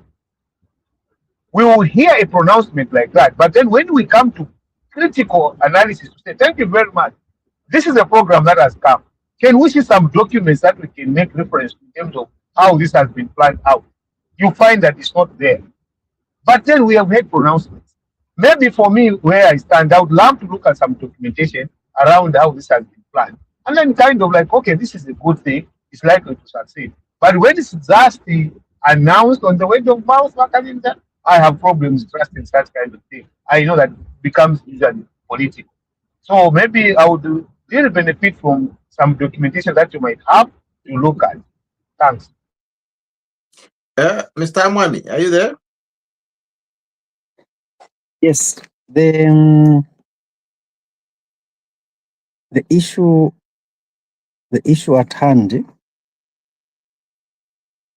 requires a bit of discernment, basically. Just discernment is all that can work. Discernment.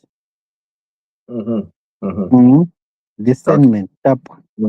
Otherwise, without discernment, we are bound to make mistakes.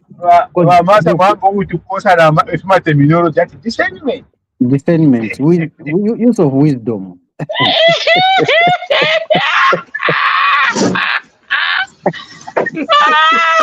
Oh my God. Post upon our profanity.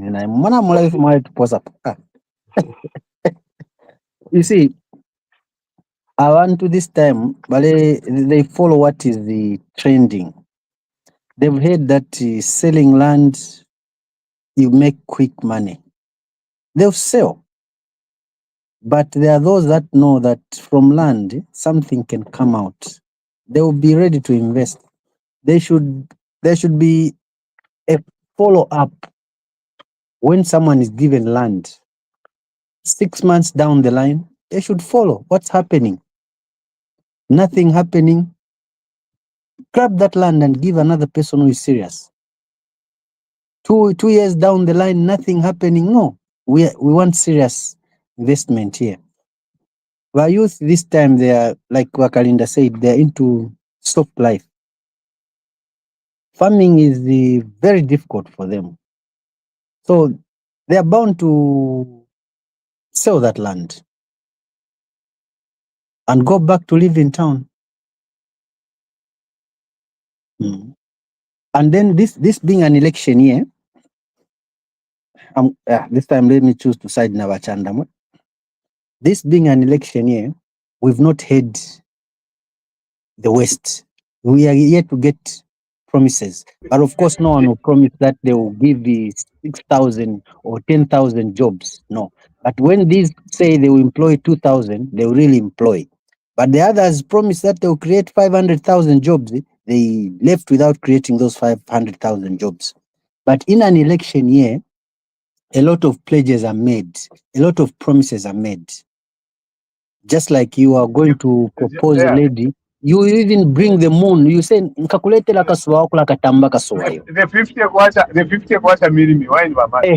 50 quarter minimum. Of course, which can never be. I think that one has been debunked. Let's not go back. Let's not go back to the minimum issue. It's not possible. You have 50 quarter minimum. It's not the possible. 50 quarter, we cannot talk about it now. It's not possible. I'm just talking. I'm just telling you about the promises that usually come during campaign.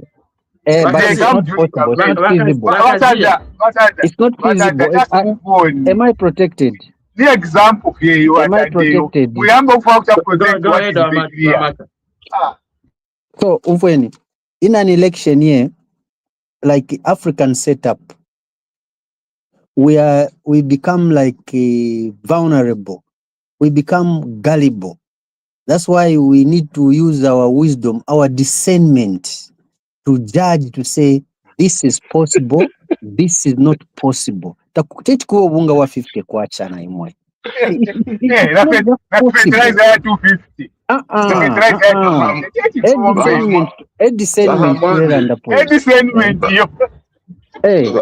My goats are still stranded. Go farm. They were supposed to go to Middle East. No, there you go.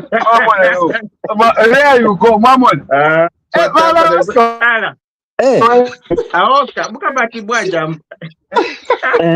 Discernment, no one. The goats were promised. The goats were promised that they will go to the Middle East. What was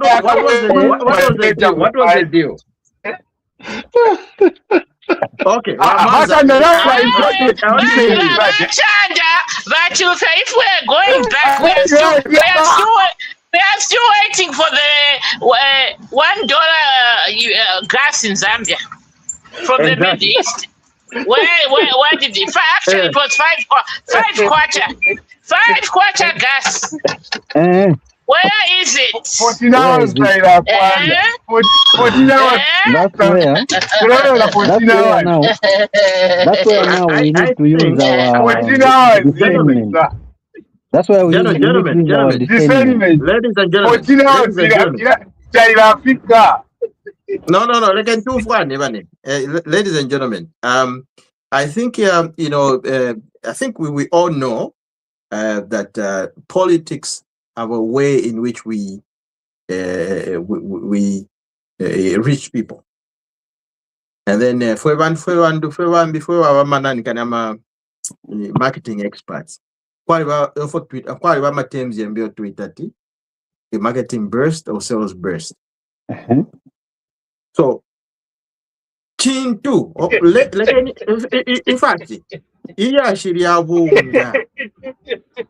fact, let me just put it. Let me put a nail on the head. Excuse me. Let me finish what I'm saying. Let me put the nail on the head, so that it shouldn't be coming up. Okay? Abantu bonse mu kyalo kya Zambia. Okay? HH, when he was aspiring to be the president, the economic climate at that time was different. The time he became president, the economic climate was different. Even now, even when he's president right now, it's different. So I might say, look at it this way. He was projecting. He had projection. Okay? Projection can be right or wrong. It's sort of like an opinion poll. On opinion poll, it can be wrong or right. Nobody's right or wrong. Any opinion is right. Right? So what he was trying to grasp was like looking at the past history, at that time, if you remember at that time. Okay? Ubunga wali muma 100, 150, somewhere there. Right? So he was just projecting according to that environment at that time. Correction, Unga was 250 kwacha. No, it became very good. It became 230 kwacha when the PF left government, it was 230. So which Bunga are you talking about? That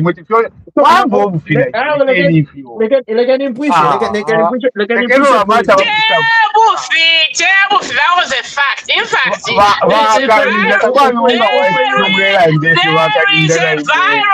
there's a viral video by Hakainde who was said at the time Bunga was 300 kwacha.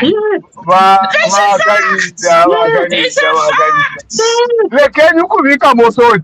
Can you kubika momuchele?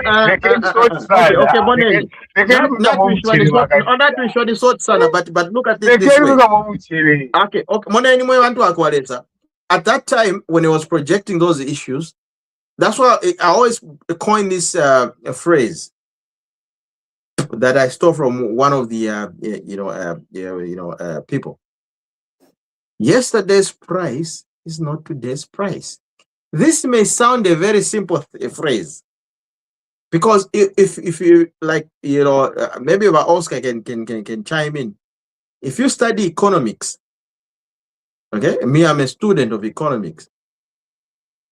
You'll be able to understand, like, look, I can project something like today, but in the next coming 10 years, it won't be the same. It will be a different perspective or different price. Yesterday's price is not today's price. So, but Oscar. Hello? Yeah, back. Okay. Yes. So I'm talking about yesterday's price is not today's price. No. Inflation. So the weather. Time series. The weather. Mm-hmm. Let's talk about that one. Because some people I think Rufia sana, because Mata's submission was just giving example. Because you see, Mata was example of how politics usually happens. Elections and promises and people do this. That is why we then. That was just a byway thing. We can't make it as another topic of how I see the promise. You are just opening a can of worms there. Mislead ourselves. I think it was just an example. You can't get it again. Having worked at Ministry of Agriculture Planning Division, you can't get it at 50 and without subsidizing heavily. You need to subsidize the consumption, which the current government is not doing. So 50 kwacha, it's like taking more money in your pockets. I mean, it's subject to interpretation. So 50 kwacha is out. There's nothing to justify or to explain. you know, unless you subsidize but it to 50 even if, kwacha. Oscar, when was that pronouncement made? How many years ago was that? The 50 kwacha When he was projecting it to say maybe he was saying it was a projection. It was before the 2021 election, but even that one was very unrealistic though. First of all. So the time that the president was projecting to say we could, that's what he was saying. People be buying maize at 50 kwacha. How many years ago was that? Yeah, okay. I'll say it was prior to the 2021 election. But you see, Wachanda, the problem with that one, you already, our maize market is already distorted. The government announces a floor price. Once you announce a floor price, you can't get it at 50 kwacha. So he has the economics mixed up. I'm glad at least Oscar is putting things in the correct context. And these are things that we say they are politics. So when people talk like that, we know it's politics. He was even told if it's not possible. But then he kept doing it. So it is politics. Those are politics. This is what Gray Zulu said. It's an economic problem that requires a political solution. HH's approach is supply and demand, so he can't get it at 50 kwacha, no matter what. So unless he comes in politically and now subsidize to appease the urban people, blah blah blah. 50 kwacha, Bachanda, that one is out. That understand. It was just an example. My point was, my promises. It was just an example. No.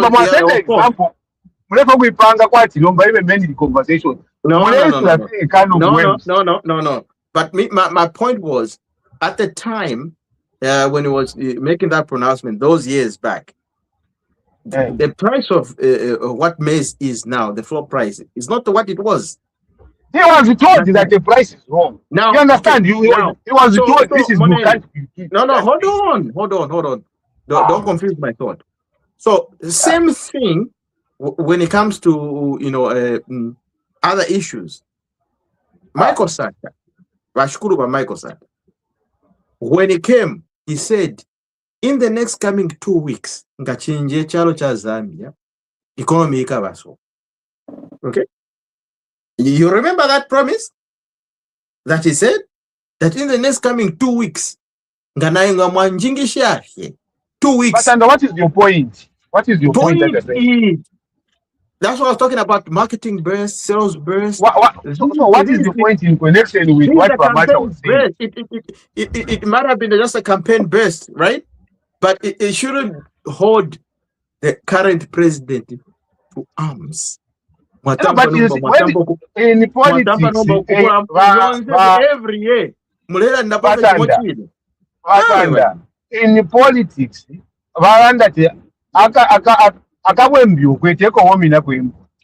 so in politics, you find that every weakness you have a boss by the president. So people use it, and when you try to justify it, you don't even make it anything better, because now we will start making that conversation, which shouldn't even be having. No, but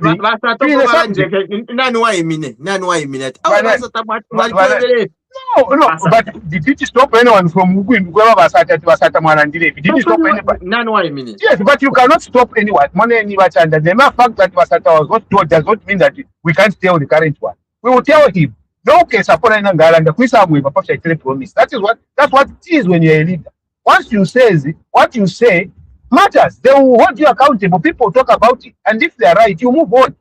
You have heard what they've said, you keep on working. You don't start no. You start justification. Justification does not arise where something is not properly done. Anyway, I think on let's this move one, on. Let's move on. I think I'm more UPNG on this than you. Gentlemen. Let's agree. Let's disagree to agree. Let's agree to disagree and move on. Let's move on. Yeah, of course. Let's move on anyway. Aside from the land, obviously, we're seeing that there's going to be 2,000 internship programs presented to students. I think this is something that I've always been passionate about. I talked about it, like we're putting programs wakabati. You're still in college, but vakusenda, vakupita mu system. You learn, and in most cases, Zambia, that hasn't been happening. And student actually asked that question on the youth engagement. So then they said, wait, now the president promised the youth students to say there are going to be 2,000 across the board. Okay? Youth engagement programs, internship programs. Universities, colleges, and stuff like that. They can get that knowledge and experience. So that by the time let's graduate, you have somebody that you can trust to say, I think, let's bring this one in, let's bring that one in, let's bring for like wherever in the world. But in Zambia, it has been like a sleeping cow. I don't know if you guys heard about that one.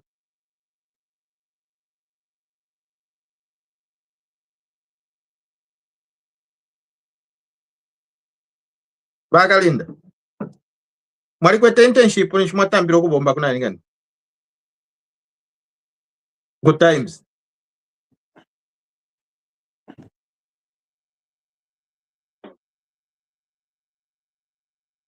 Hello?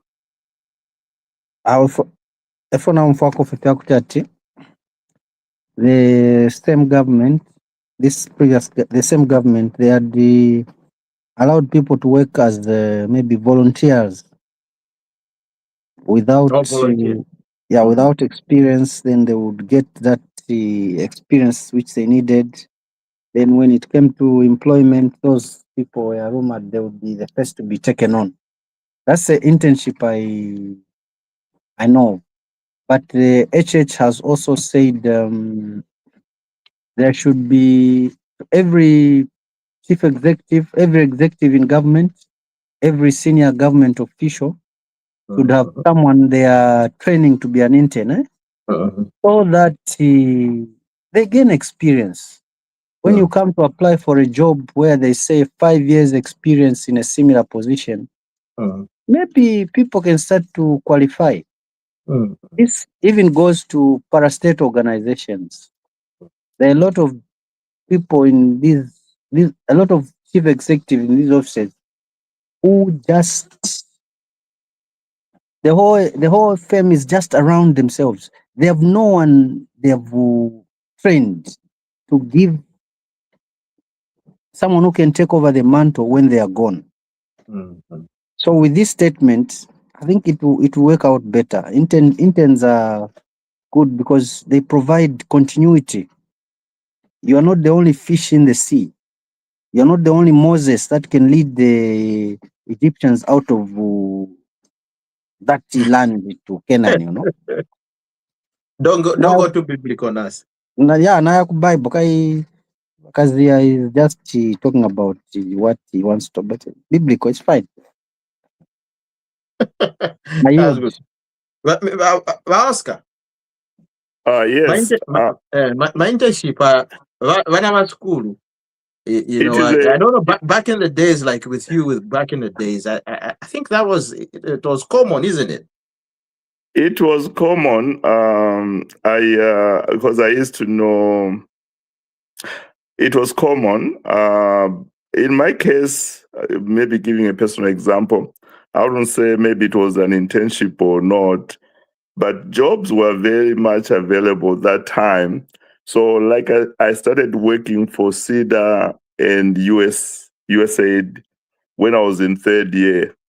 So actually I never went home 3rd year, 4th year, 5th year. So when I graduated, I actually started working at Planning Division, Ministry of Agriculture, whereas USAID and CEDA were before I even graduated.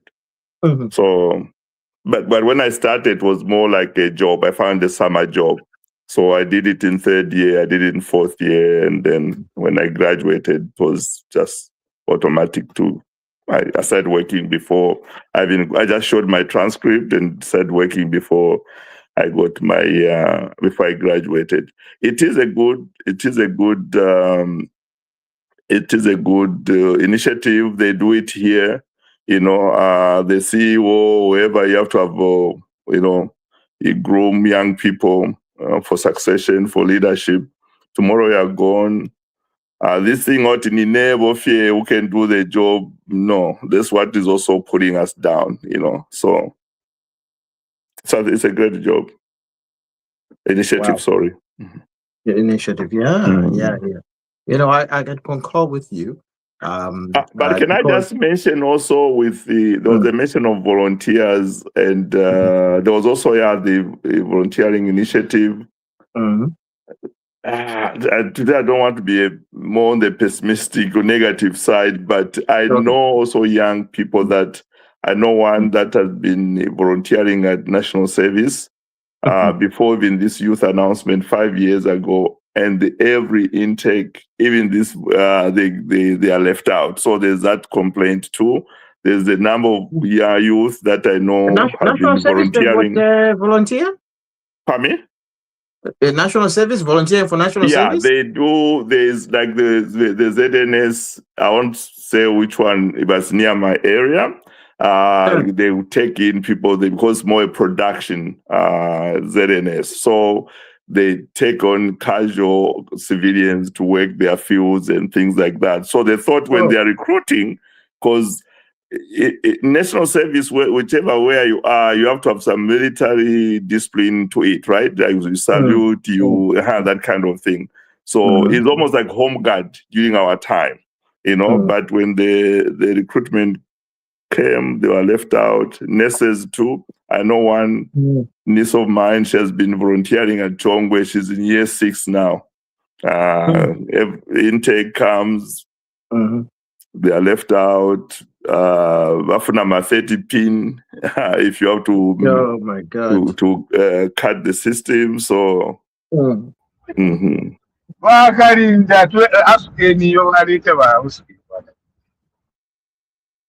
No, I think what Oscar Mwanza is saying here, it's got nothing to do with you know, the operations of it's got more to do with the administrative processes in that particular area, because if individuals are volunteering, obviously, if I am a member of parliament in one particular area and I'm seeing these individuals volunteering, those are the people that I would recommend and put forward and put them in the, you know, in the recommendation seat to say these are the people that have passion, because you don't want to, you know, employ somebody that doesn't have the passion. There are people that can be employed, but they don't even have the passion. You got, you know, patients, you know, because they don't have the passion, because like, how do they come here? You know, they just came here because they were recommended by a higher level individual, and really it's not their calling. But people like volunteers, these are the people that we actually need in society, and people that we actually have to give a first choice before we recruit. Okay, before we do anything, they should be on the top of the recruiting envelope.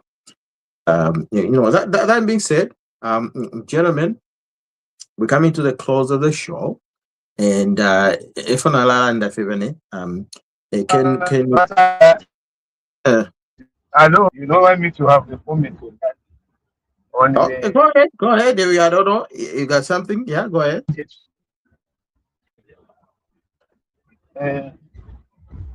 Because I think I have quite a lot of experience from having to deal with the law because they know that is being used is what is going to raise the Levy Act. And also, I have had the chance to work in a lot of internships here, you know, and working with government, working with the private sector. Remember, I was about the board of the Chamber of Commerce, you know, and it's something that I've known very, very well, the programming, the education. So it's a good thing if it's implemented right. There are just a lot of questions that I would want to see and ask probably whoever we're doing. I don't know if it's going to be sitting in the Ministry of Youth or it's going to be sitting in the Ministry of Labor. Because when president usually sits in the Ministry of Labor and Social Security, so that when there are transitions from internship into full-time jobs, they are able to manage that process very, very well and guide employers as well as the employees. So I don't know how that is. I heard the announcement, but I hope to see how it's going to be. Okay. No, thank you very much. Thank you very much, Bagazia. You know, like I said, I think we run to the end of the program, and what I would do is for everybody just to give last remarks and last points, you know, so that we close the show. Of course, we can start obviously with our elder statesman, Oscar Mwanza. If you can just tell us, you know, what, you know, maybe there's something that you didn't discuss or say, or just close something up. That would be great. And then we go to, you know, another order statesman, Bahemwami, and then Bakazia, and then I'll close it. Oh, I love that title, order statesman. Comes with benefits. Eh?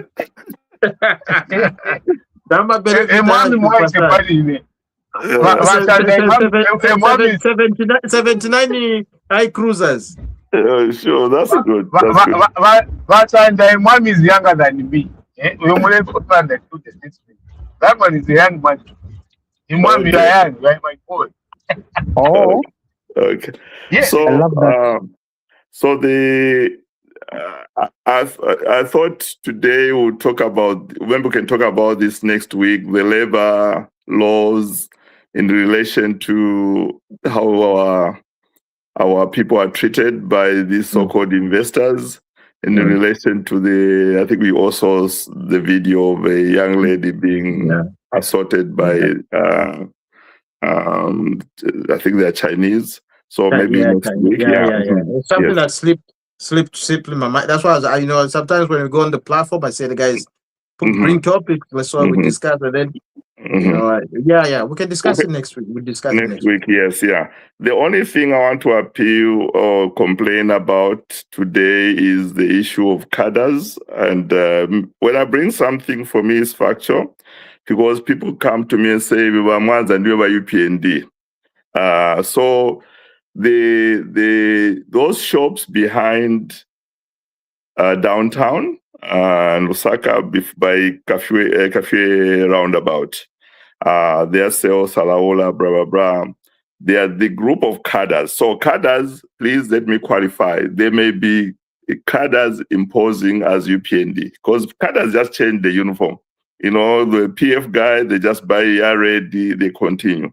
So they are demanding almost 5 to 8 pin from those women that are selling behind the downtown area.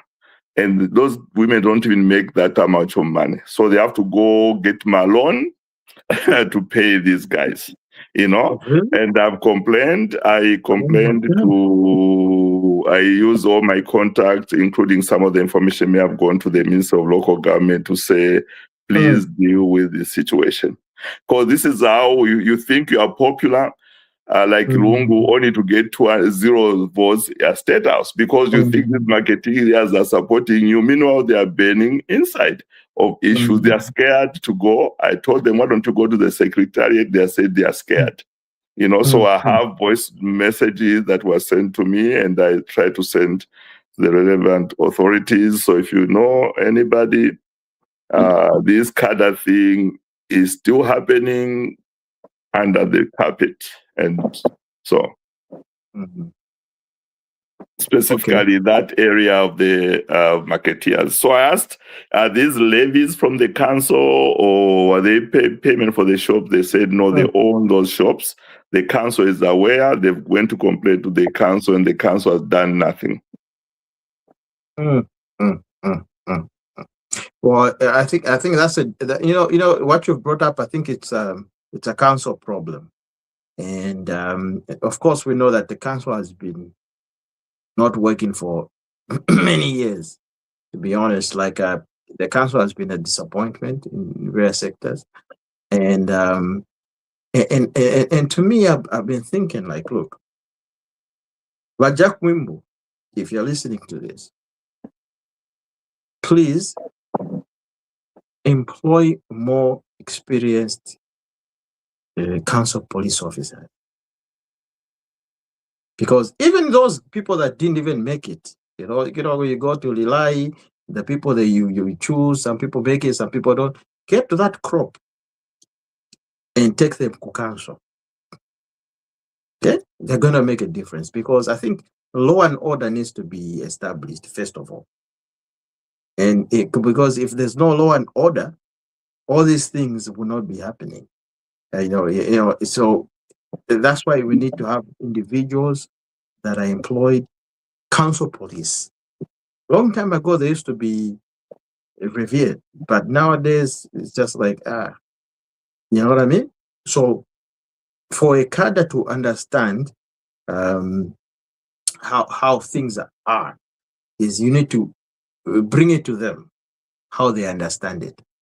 And if they can just bring the council to a level of trained officers that are trained, that are going to be patrolling and making sure things are working in place, we won't be having all these issues.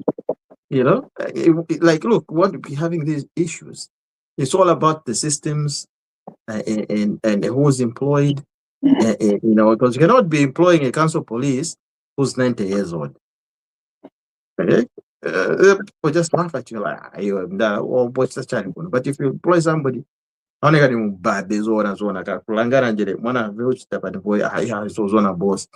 you know. You can even imagine, like, look, even a simple man like someone where he commands the parapacity market pad. Just choose up and choose, hey, do that. You know what I mean? What if they're trained people? Trained professionals. We're not saying that we want to no. But just trained individuals, and that have that capacity and the legal obligation to deal with issues like this. I mean, it's a home run. Come on. It's a home run. So that's how the Lusaka city is. And that's what I was telling you, like, look, when I was doing my design, I put it in a place where some things like that are not going to happen. Like, markets are going to be separated. Where buses move are going to be separated. Like, you don't even have to be trading on the street in Osaka CBD. You don't have to be doing that. Mr. Imwami. Yes, I'm here. These are the last remarks, eh? Mm-hmm. See, our group is made of diverse people, divergent views. And one thing I like about it is that we still talk. How I wish politicians could behave like this. Just issue-based. Much as you have different opinions, you still get to one thing. You get to agree to disagree, and then life goes on. Not whereby you start name calling, chakuti over someone. It doesn't work well. Our politicians must make themselves but they must add value to themselves by not telling lies, by being practical, by being objective. Then we shall have something to choose from. Well, if we go for elections and there's someone who has some viability, someone who is viable, someone who is marketable, that person can be voted for. But with the current trajectory, Udia, Chitumbi, Aladia, they make themselves petty, very nothing.